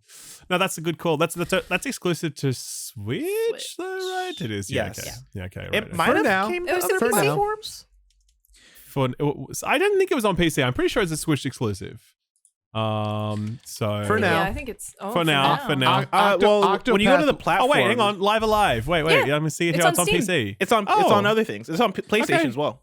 Yeah, cool, awesome. All right, sweet. Thank you. It may have been a Switch exclusive for a bit. I think it was. I think you're right. That's the same. That was the same with Octopath as well. Yeah, it's just not on Xbox. It looks like. It looks like it came to PlayStation this last April. God damn, man. It's so it really bums me out how, because every week I do shout outs for like, what's coming out this week? It's a JRPG. It's coming to PlayStation, PC, and Switch. And get fucked, Xbox. Like, it just never release any JRPGs on Xbox. It's crazy the degree Persona's to on which. there now. Don't worry about it. I mean, yeah, that's Eventually. one, right? It's one. Yeah. But I'm sure Japan exists somewhere in Starfield. There's 1,000 planets. One of them might be Earth. Yeah. Oh man, I really feel like if you're a JRPG fan with only an Xbox, you bought the wrong console, man. No. It's a shame. It's a real shame. Phil's trying to fix it though. Hopefully he gets the job done. It'd be nice. He's doing his best. He's trying. I mean, they announced that new Persona, game from. You're right. That's Atlas. They had that new Metaphor Capcom Fantasio. game. Yeah. Refantasio? Yeah. That can't be it. It's Metaphor, maybe Refantasio, and the other one is the There we Capcom go. game that Path looked of the like it was Goddess? it looked like it was Onimusha, and we're like, oh my Yeah. god, it's Onimusha, and it's like, no, it's not. It's something else. It's a weird What is it? strategy Something action We game. don't know. We have Yeah. no idea. But they're I've never seen gameplay where I'm like, I don't know what that is. Yeah. They literally showed us everything, and I'm still sitting here like, I don't know how to describe this game. Yeah. I guess it's strategy, but also action. I don't know. Who knows? Who knows? Gerard, what about you? What have you been playing? Oh man, I mean, I feel like I've just been playing Tears of the Kingdom for many months, and that's basically it. No, I obviously just finished up Final Fantasy XVI. Street Fighter's been my fallback game, and I've been tipping my toe in Diablo 4, just getting ready to kind of push into that. Although I will say, I've recently been playing Banjo-Kazooie just because it's one of my favorite games of all time, and it just recently had its 25th anniversary a couple days ago. So I've just been, Same age as Indiana Jones. What? Yeah. What did you say? It's a bad callback. What did you say? I said it's the same age as Indiana Jones. Oh, all right, yeah, sure. I was Yeah. like, what? So I don't know. I get into the zone of I replay a lot of the same games every year. It's just something that I just love to do, just to kind of keep to get my gamer wit tested. I play Link to the Past a lot. I play Super Metroid a lot. I play those randomized a lot. I may play them on my Steam Deck just to have fun, via randomizers and stuff. But I mean, recently it's just been, I'm just trying to keep up with you guys. You guys are getting all the games early, and I'm just I'm on the treadmill trying to keep up. You would get you the codes if we could. I know. If I could share my PlayStation account with you without someone from Sony. Sony getting very mad. I appreciate it. I know I appreciate it. I mean, to be fair, I did get Final Fantasy 16 relatively early. But I just couldn't get the game completed in time for a video. I tried, but sometimes you just gotta pull the trigger. I think it's overrated getting the embargo stuff. It helps a little bit, but like I don't think that's well, really... I mean, for me, I also like crack the game wide open from a completionist angle, right? So like more time and you get, and helps. it's backfired sometimes, right? Like I had Dead Space remake on launch day, and the video bombed, and then like 2 weeks later it blew up because everyone had already played it. So I kind of find that if I get it within that first 7 to 14 day exposure period, I'm good. But that's rough when like the next game comes out next week and people have forgotten it, right? Like you kind of saw that with Sonic Frontiers a little bit into God of War Ragnarok. Like the fact that they were like a day apart. You saw the YouTube thing just like, were they the same day? I think it was like 1 or 2 days behind. Yeah, I think it was exactly one day. I think, and it's crazy because like you saw the throttle on YouTube, like, oh yeah, Sonic Frontiers, then God of War, and it just went the other way. Mm-hmm. Like it was that fast. So, but anyways, yeah, I'm just trying, like I said, just trying to play as many games as I can. I'd say this has been one of the most diverse gaming year in a while, right? Like, yeah, I agree. It's kind of challenged us to be like, you're now going to play 2 remakes of really great games that have been improved and altered and made better, and then here's Octopath Traveler 2, here's Final Fantasy 16, Street Fighter 6 is like phenomenal. Yeah. I think actually one casualty of this year being so stacked is I played fewer indie games this year than I would have liked. I really agree. feel that. Last year I played quite a few indie games and I really felt like I was able to stay on top of that scene. Yeah. But I feel like because AAA this year is so massive, there's so much coming all the time that I just haven't had the time. I feel guilty about that because I feel like there's some stuff that I've missed that I really would have loved to have spent more time with. Yeah. But it just, unfortunately, it's kind of part of this job, needing to focus on the bigger stuff. Yeah, so that's something I reflect on. Well, I mean, speaking of indies, I've been playing one and it's so good, and I want you all to play it. Dave the Diver. Is it indie? I thought it was like, Yeah. It is it definitely Nexon or someone? Well, who's actually published? Yeah, actually, I think it has like a bigger company making it. Hang on, let's have a look. I'll tell you. I was just Dave the doing Diver like is from it's totally indie. Mint Rocket, Oh self-published. no, hang on. No, Nexon Korea Corporation. I think Mint Rocket is a Nexon studio. Oh, okay. Yeah. I didn't know that. So it is. Fair It does have money behind it. Okay, But it fair has enough, it has fair like the enough. feelings and workings of a smaller team. I think it is a small indie studio. looking. Yeah. Sure, it's indie-esque. It's got that indie look. No, Yeah. we talked about it a little bit a couple weeks ago. Ralph said it was a Lucius game. You're so correct, but it is not that being a Lucius game is any kind of negative badge. It's so good. The gameplay loop is phenomenal. Basically, you are the eponymous Dave the Diver, and part of the day, the morning and the afternoon, you go into this I forget what they call it, but you go into this kind of like ocean that changes every time you go in, so you're not revisiting the same place over and over.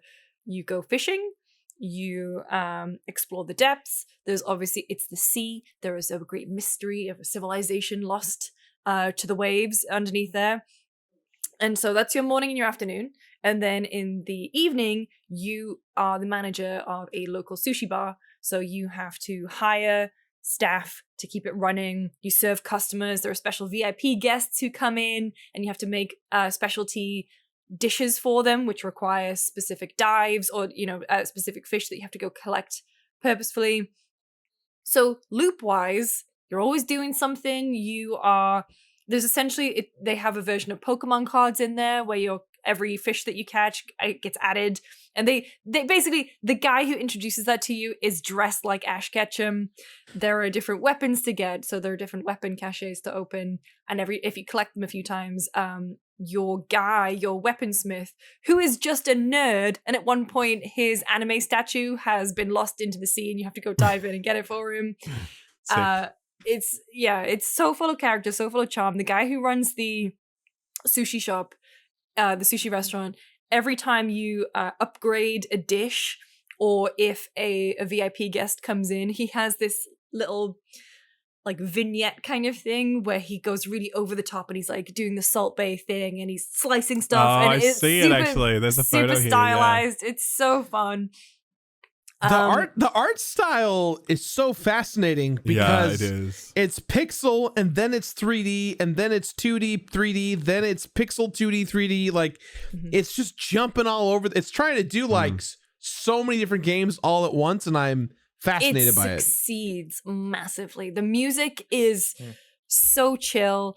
Underwater mechanics as well. So the thing I said earlier about loving it when games give you these incremental updates.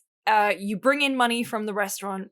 You use that to upgrade your suit so you can carry more fish, so you can have more oxygen, so you can dive deeper.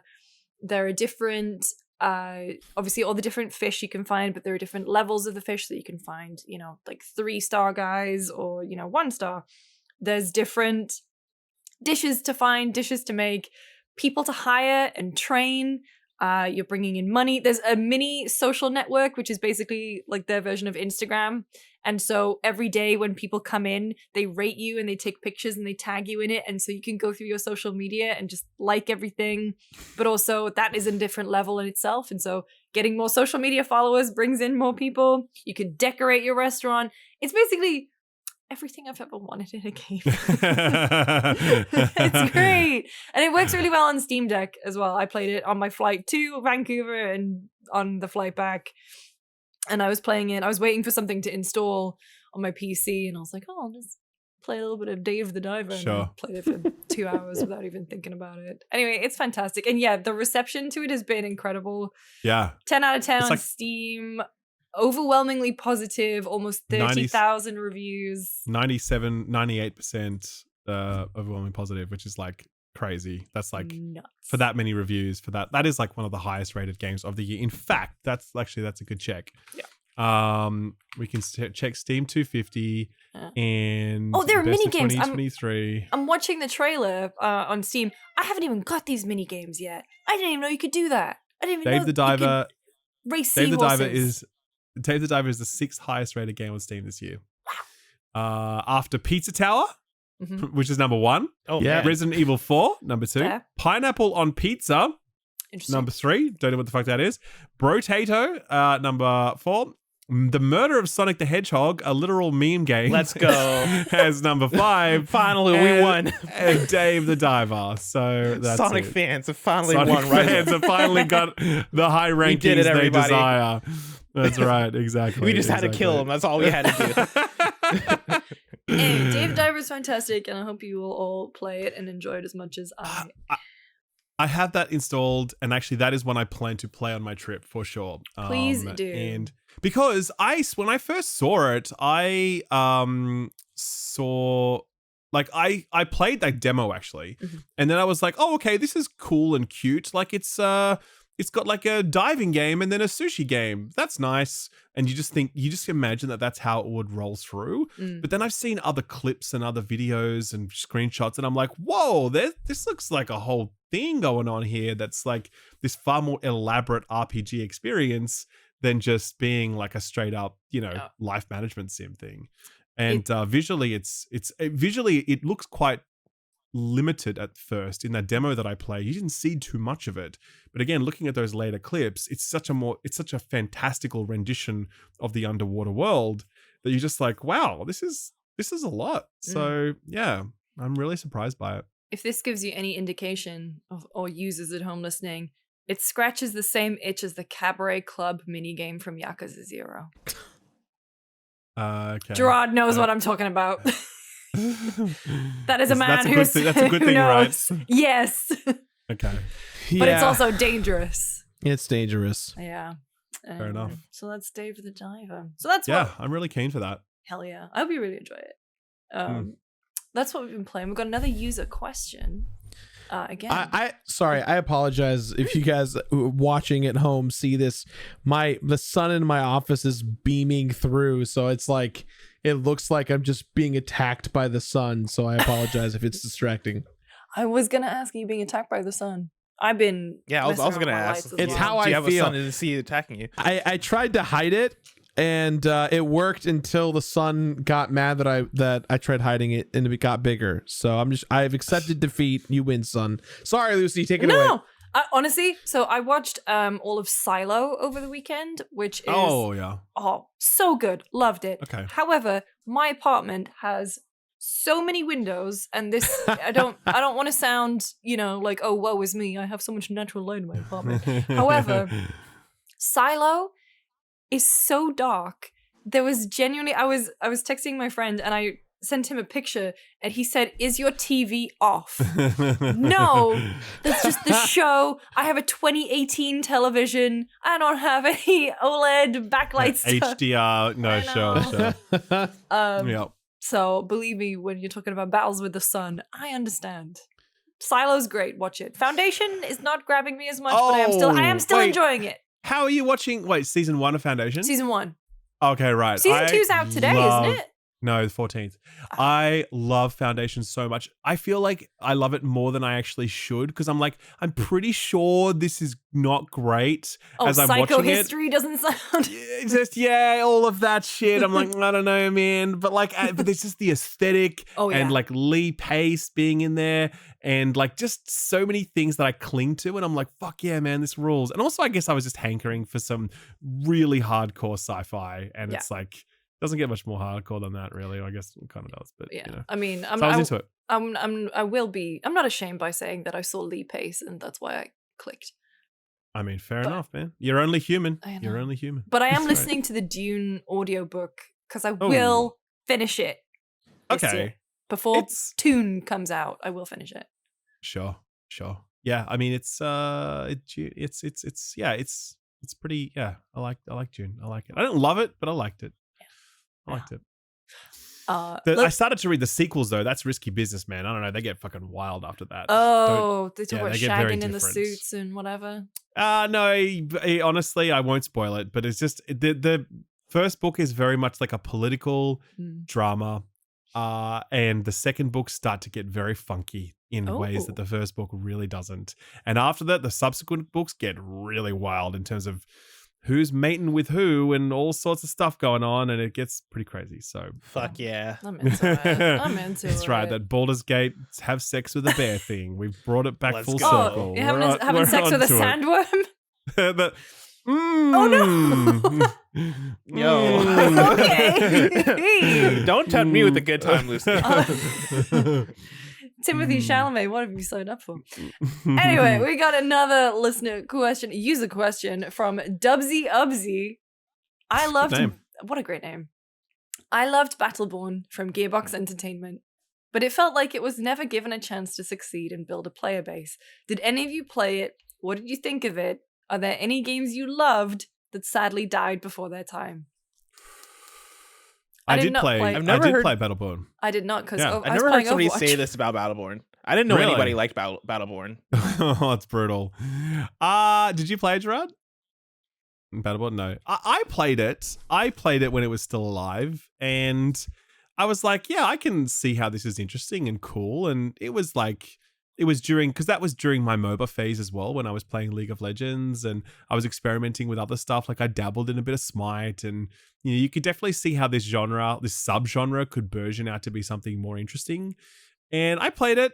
It didn't really leave an impression. Like it was like, it's fine. It's cool. But the problem with that game is that it just got absolutely steamrolled by Overwatch. And,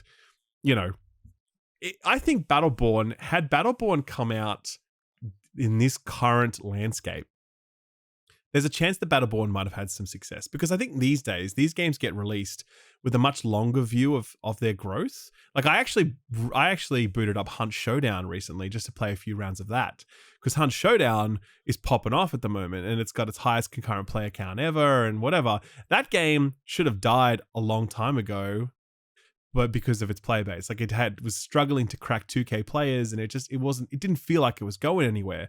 But Crytek really stuck with it, and now, because it was incredible, by the way, Hunt has always been remarkable, and now it's massive. And I think that in these last few years, developers have realized that it takes time to build these games, and you invest in them.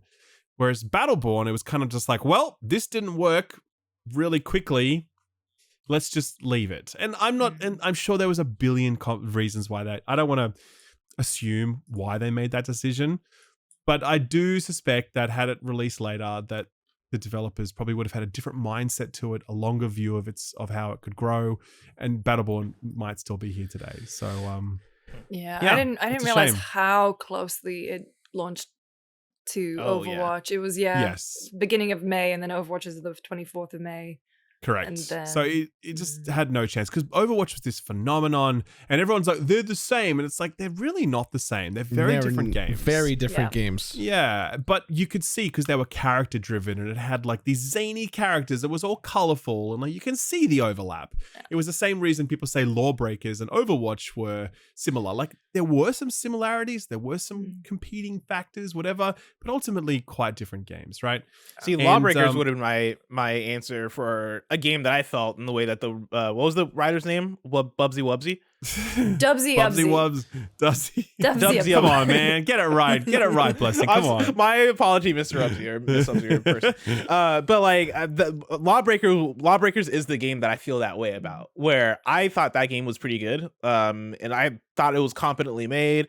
I really liked the lack of gravity mechanic, right? Like being able to float all over the place and having these different characters with different abilities. I thought that game was really fun, and it's a bit foggy in my brain, but I want to say it was a similar thing as Battleborn, where Overwatch was still the hotness by the time Lawbreakers came out, and it didn't find its footing.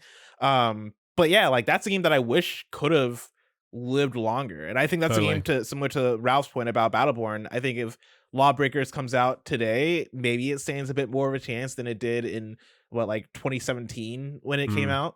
But yeah, that's a game that I thought was pretty fun. Isn't Cliff Blazinski saying that he's got interest He's in? always talking about it, but he doesn't want to like Bring make it it back. happen because he says he wants to get the rights but he doesn't want to like take over development of it. He says he's done with all that stuff, and it's kind of like, well, unless you do it, like who else is going to do it? You really need someone who's willing to grab it by the scruff of the neck and bring it in. But I honestly believe if you put it out there, there's a chance. Like, I'm not saying it with guaranteed success, but what I'm saying is there's nothing quite like that right now. And if you could find the right budget and you could find the right monetization model to support that game, it's got a real shot, because like Lawbreakers was really fun to play. Like it really was. So no, I agree with you, Bless. That's a really good example. I would say the thing is that like I feel like I can't say Evolve because it did get brought back. Ooh. And people still didn't play it, but I really enjoyed playing Evolve at the bit. I thought it was. I mean, it was on the cusp of more asymmetrical multiplayer modes really taking off, and I think the concept was super cool. Everyone had a role in bringing the monster down, and if you were playing as a monster, it was super fun. But yeah, I mean, the way they monetized, I remember seeing that pre-order tree haunts my nightmares, and then they brought it back as a free to play, and unfortunately, people did rally behind it for a little bit, but it dropped off. And I think it was a super cool idea, kind of in a way ahead of its time if you look at the success of Dead by Daylight and Friday the 13th and stuff. Yes. Also, the cleverest logo I've ever seen. Because it was the 4v1. It was the 4 dashes and the 1 dash. It was so smart. Sure. So that's probably mine. Yeah. Overwatch 2 would be the cruel answer. People are still playing it, but like, yeah, I mean, the love, talking about Overwatch in its heyday, it's definitely not. This is Give Brink another shot. Make it good this time. Oh. I don't know if this is Brink. Oh god. So this doesn't. I guess my answer is a non-answer because I'm always a weirdo.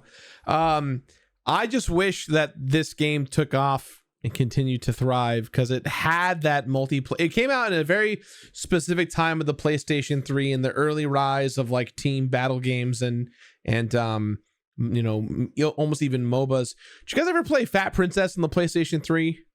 No. I heard about it but never played it. Oh my god. Okay, so Fat Princess was capture the flag, but your flag was a princess who is obese.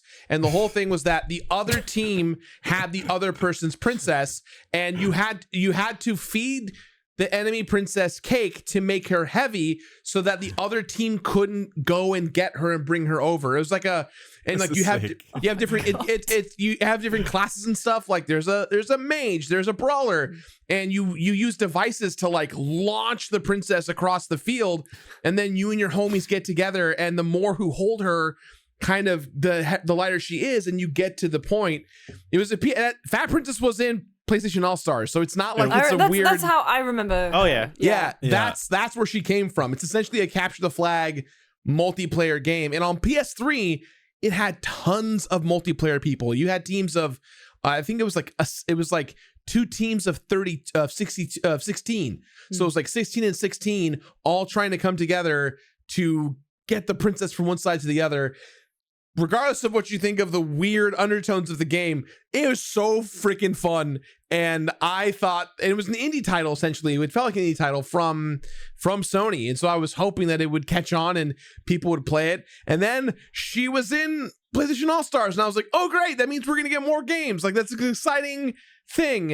And then we never got any more games. So that's kind of a bummer, but that's my weird answer. Fat Princess. That's a good one. That's a really good one. That's a really good one. Yeah. Wow. Yeah, for sure. Producer Rich says he left a little note. He said, Rich producer loved Battleborn 2. Not a single game was populated in Australia about a month after release. Yeah, that's devastating.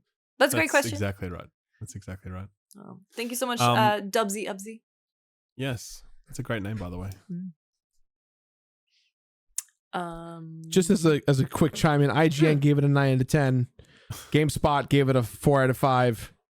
It was a well received game. GameSpot gave scores out of 5? No, we would have been an 8 out of 10. Oh no, Oh no, never mind. I'm sorry. I read that as just Giant Bomb gave it a 4 out of 5. No, GameSpot gave it a 7.5 out of 10. Yeah, we used Classic to do, GameSpot. Always stingy with the scores. We used to do 0.5s, and I remember we got rid of them, and then in the Fractured Butthole trailer, they said won't do anything less. The South Park Fractured Butthole. I don't know this game. Blessing. Fractured Have you never heard Butthole. of this? I'm just kidding. I'm just messing with you. Yeah, Fractured Butthole. The Fractured, Butthole trailer, they said we won't do anything than a 9.5 from GameSpot, and we were like, oh, sorry lads, we just got rid of all that. We don't do the 0.5s anymore. Yeah. But anyway, before we go into this week in the WayBack, a nice little detour because we want to talk about older games. Gerard, you wanted to talk a little bit about something from the Video Games History Foundation that's in the news and more people should be talking about. Yeah, I mean so we're filming this early on in the week, and who knows who carries it, but I work closely with the Video Game History Foundation. Obviously, a lot of you saw my Gerard was dumb and bought all these video games on the eShop for 3DS and Wii U, but I did it as a means of showing that preserving games is difficult. And the Video Game History Foundation released a study today on all of the difficult data that people don't really realize. And granted, disclaimer, yes, I am aware of emulation, and so are they. This is talking about the commercial availability of video games in its current form, from games as early as the Atari up until the year 2010. So this is up until the middle of the tail end of the Xbox 360, PS3, and Wii era of games. The study is called 87% Missing the Disappearance of Classic Video Games. So they went through and they deep dove on all the different platforms from all the major companies and found some interesting data that, as far as porting, remastering, and preserving these games through and through outside of the first party published games, each of the platforms have very, very, very low percentages. And it sounds stupid, obviously, when you talk about Nintendo Switch Online, because it just kind of started with the Game Boy Advance and Game Boy Color. But the data is pretty staggering. I'm gonna I don't know if I can summarize it up right now. But you're looking at around a total of about 1,500 games categorized out of the total that 86% of them you cannot buy today in some shape or form, whether it's through a collection, whether it's through a port or a remaster. That number is 13%.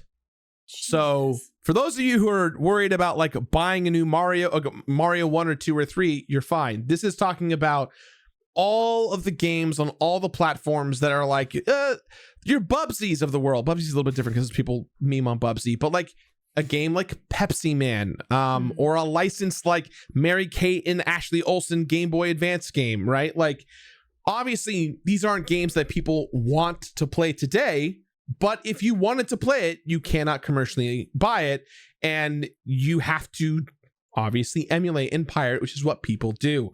But when you break it down, not everyone is comfortable emulating and would rather actually pay money to own it on all systems, right? Like, that's why we have things like Spotify and Apple Music, and movies and games or movies and books specifically are a different medium, but don't have similar problems because of the fact that a movie can be re-released multiple times on new platforms. Books get reprints all the time. There's digital versions of books you can get on your Kindle or your iPad or whatever it is. But video games are stuck in this weird zone where it's platform specific. And so this whole study dives deep into that, and it's going to help all of the folks when they go to Congress in 2024 to battle for trying to convince the ESA and the Supreme Court to allow it so that people can rent games in a modern format via libraries. Imagine if you can go to a library and play any game you want for educational purposes. stream any game you want for educational purposes from the value of your home. You can do that currently with books and movies throughout the country. You can't do that with video games. And the ESA is arguing it's because of piracy. It'll encourage piracy. And it's like, well, piracy is already happening, motherfuckers. So like, you might as well make a change. And so that's what this whole case is about. Would love to hear your guys' thoughts on it. I am definitely I'm making a huge video on it, and a deep dive explaining the case. It's already out at this point, but yeah, I'm curious what you guys think about this before we move on. I can't believe the number is so high. I think true. Yeah. I was gonna say, I think if the US Congress is on it, like I'm sure it's solved. Like you can always trust Congress to get the job done, right?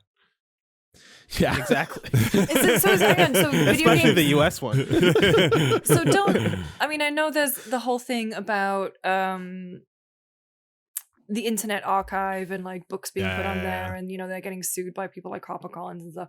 But does the American government, in the UK, every single book that is published in the UK is put into like the big library over there? Do we have something similar in America where like they preserve things?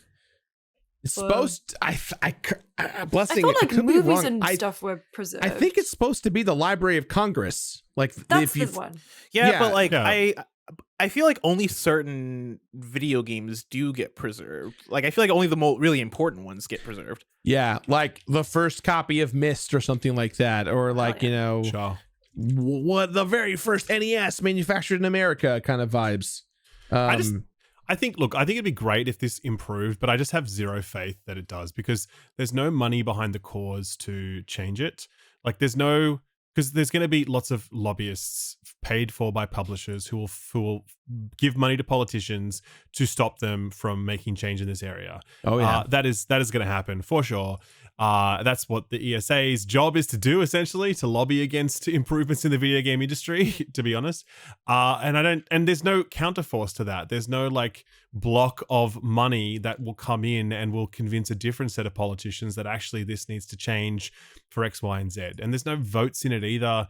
So like, I just think that again, relying on politicians to try and make video games more accessible into the longer term by making it easier to pirate things is not going to fly. Obviously, it's not making it easy to pirate things, but that's how the lobbyists will position it. That's the argument that the politicians will hear, and then they'll be like, no, not touching that. Please give me, some more money. Yeah, that's a cynical take, but I just don't see it changing. Like I really why would that? I just don't believe politicians understand the importance of this enough to try and make a value-based judgment. I think they're going to see it as purely commercial, and Disney's going to give them a check to say, nope, just keep it as it is. It's kind of, we're already kind of going a bit long, but it's kind of terrifying just to see the way the content is being wiped out.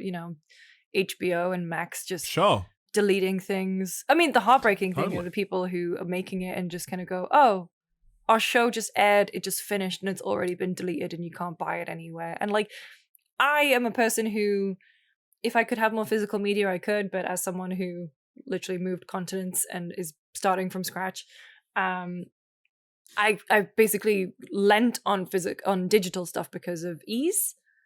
Yeah, totally. But then I guess I'm doing it without really thinking of the repercussions down the line. And so I am thankful for folks like the Video Games History Foundation and you, Gerard, like calling attention to it, because it's something that, we'll do for ease. We're just going to buy it and online and it's in my library. I'll forget that I even own it. And then, what if we wanted to say to our kids one day, hey, remember when I played that, I don't know, I used to have American Gollum game. You want to hear some real history, kids? Gollum. They made a Gollum game once. Literally any Lord of the Rings game prior to 2008. You can't buy, Battle for Middle Earth. I don't think anymore. You definitely can't buy the old EA ones, like the Return of the King and Two Towers, unless you buy them a secondhand copy on eBay. To give you guys an idea, talking about at least 3 platforms based on the study in the surface level, 88% of PlayStation 2 games are unplayable digitally. So about 12% of the total library. There's about 1,000 plus games in that library. So it's not It sounds like a lot, but overall it's not. All of those FIFA games lost like tears in rain. All the Maddens. Commodore 64, 95.5% of the games have not been ported over, 4.5%. And then if we're talking about the Game Boy family, which is Game Boy Advance, Game Boy Color, and the regular Game Boy, obviously because Nintendo Switch Online only has 24 fucking games on it currently, you're looking at 94.2% are commercially unavailable to play, because video game companies want a video game company. So Yeah. very interesting study if you are into that kind of stuff. And if you don't want to read the study, my video does a deep dive on it, and that'll be out right now if you want to check it out. So Awesome. Well, Gerard, do you want to round us out with this week in the WayBack? yeah, let's start with this week in the WayBack. I'll go first. I love this game. I think it's very underappreciated. 31 years ago, on July 14th in Japan, Mario Paint came into our lives. And let me tell you why Mario Paint is amazing. Not only could you make music, and not only could you color satisfactorily into the lines of your Mario world, pre-made colors, not only could you hunt down all different types of bugs in the little bug minigame with the mouse, we got the very first episode of Homestar Runner was made in Mario Paint. Oh my god. Homestar Runner is amazing. I didn't know that. I You didn't know that? No. They made it in Mario Paint. It's so Holy good. cow, They that's made awesome. it with like a VCR of like a VHS camera and Mario Paint. So Mario Paint is kick ass. I want that game ported. It's talking about games that haven't been brought back in years. We haven't had Mario Paint since the Super Nintendo. You put it on the Switch, I grab a stylus, I'm painting all over again. I'm ready to go. Yeah, about that actually paint? would make sense. I can see that actually selling, to be honest with you. I can see that. That Yeah. would fit within the Switch's thing. And it would be the one time they actually use the touchscreen on the Switch, because 0 games use the touchscreen on the Yeah. Switch. So, yeah. Yep, Exactly. for sure. Lucy, what's your game pick? Purely because I refuse to believe that it's 9 years ago. But 9 years ago, Rocket League came out. Ooh. Don't you fucking dare. Wow. I know. 9 That's years? impossible. Yeah. That's impossible. God, man. I mean, where to even begin? It was, I guess, the first huge success story of a game going on PS Plus and just Yeah. everyone having it and everyone playing it. I mean, even in the GameSpot offices, still play it occasionally. I know Jeff Bacalaw's kid, Dylan, obsessed with Rocket League. Just such a smart game, simple to play, difficult to master. Bright colors, cool sound design, controls exceptionally well. The feeling of scoring a goal, and then all the clever tie-ins they've done over the years, like the Batmobile or even the DeLorean and stuff like that, and Yeah. like the Ghostbusters stuff. Everything about Rocket League, so smart, and it's endured for so long. I can't believe like the success story, and I hope it is still immensely successful for them, because what a game. And it's Well, it's upsetting Epic to think. now. It's Now epic. Oh owned yeah. by- yeah, now it's Yeah, it's just fine. another one of their games, like Fall Guys and that and Fortnite. They got this whole party game thing going on. It's a smart strategy, to be honest. So, Super smart. yeah. Yep. Ralph, what about you? What's your game? Well, 23 years ago this week, Final Fantasy IX was released on the PlayStation. And it feels like the right time to talk about that, because obviously we just had a new mainline entry, and so that's nice. And it was also a high fantasy entry, as Final Fantasy IX was, after 7 and 8 did the whole kind of like, very dark, grimdark sci-fi-esque kind of worlds. And it was the chibi art style as well, which, a lot of people were like, this sucks. Make it go back to the tall characters like in 8. But it was still wonderful, and really loved it. And I really loved how it always really welcome, like it's, I mean, obviously the Final Fantasy games are all so diverse, of course, like, it's 16 is the perfect example of that. But I've always admired Square's willingness to like totally throw out everything they've done before to try something completely different within each new entry. It doesn't mean every new entry lands well, but it's cool that they try to do stuff like that, right? But I do think Final Fantasy IX did land well. There are rumors that there is a remake currently underway. That's doing the rounds right now, which would be cool. And there was also, if you want to go and do some Googling, some artists put together like a proof of concept of what Final Fantasy IX might look like if it was fully remade from the ground up. It's kind of like a 3D game. It has a little bit of the kind of like, X game in Unreal trailer energy. But at the same time, parts of it look pretty great. And you kind of like, you know what? That would be pretty amazing if they did that. They're not going to do that, I'm sure. But it would be nice if they did, right? Seeing Vivi run around doing his thing, he's just made for this current generation. He's a timeless character. So yeah, man, Final Fantasy IX, it's a good one for sure. I want to issue a correction. It was 8 years since Rocket League. I didn't. Okay. Math's good. I'm sorry. Sure. Okay. I was doing the math in my head too, and I was like, this doesn't line up. But maybe Lucy knows something I don't. No, when I typed it in on the website, it said 2014, and then I went into it, and it said 2015. So I was misled. I was waylaid. I'm sorry. Blessing, do you have a game that you'd like to share with us today to make us all feel old? I'm down to 2, and can I give a shout out? Am I allowed to do a shout out? Yeah. All right. Shout out to Metal Gear releasing in Japan 36 years ago, the original Metal Gear game. But my choice for this week in the past, I forget what the segment's called. I want to shout out Yu-Gi-Oh! Dark Duel Stories that came out on the Game Boy Color 23 years ago. It's a bit of a deeper cut, but it's one that means a lot to me. It was one of my first Game Boy games, and I was obsessed with it. And I think it kind of comes full circle with like me talking about how much I love Inscription, right? Like getting to play, and me playing Inscription on my Steam Deck, actually. Me getting to play Yu-Gi-Oh! Dark Duel Stories on my Game Boy Color and being very obsessive about like building my deck and really getting into my bag of like, all right, like what is the strategy I need to do here, and then getting to duel against characters like Yugi, like Mei, like Joey Wheeler, and all the characters that you know and love from the Yu-Gi-Oh! Franchise. That was something that meant a lot to me, and that was something that was one of my main Game Boy games. It was that and Pokemon. Like I loved Yu-Gi-Oh! Dark Duel Stories, and I know there are probably like a handful of people listening too that played a lot of that growing up too. So this is for y'all. Yu-Gi-Oh! Dark Duel Stories. Salute. Awesome. Thank you, Blessing. Back to you, Lucy.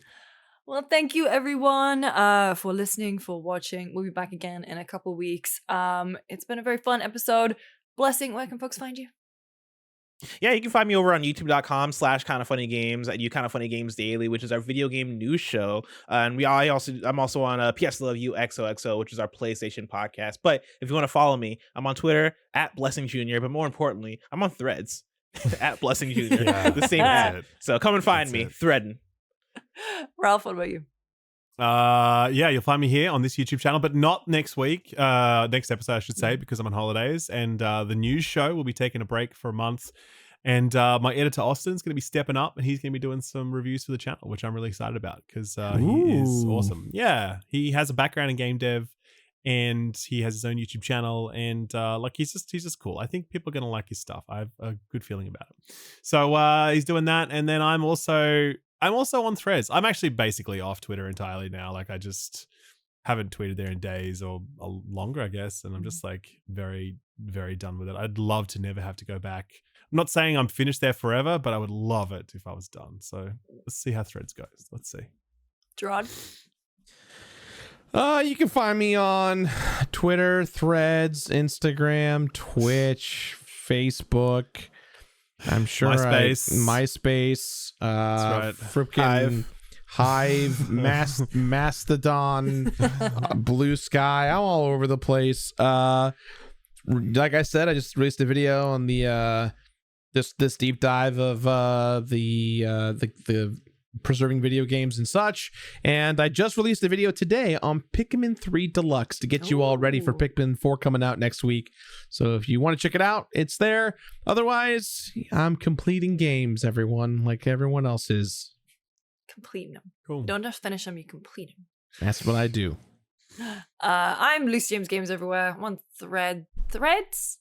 Yeah. Threads? Is it Thread or Threads? It's Threads. threads. Yeah, that's right. Guys, she's It Lucy was- James. She's a threat. Watch out. She'll come for you.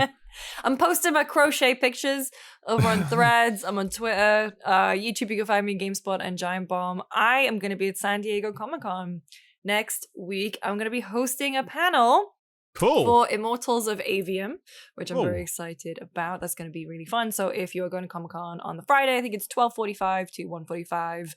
I'll tweet it out and everything on that Friday. Please come along. It'll be a good time. Great. And yeah, we don't have our lovely Jake Baldino with us today, so I'm going to do my best impression, which is tie your shoes and go to bed. An attempt was made. Thank you. He will love it.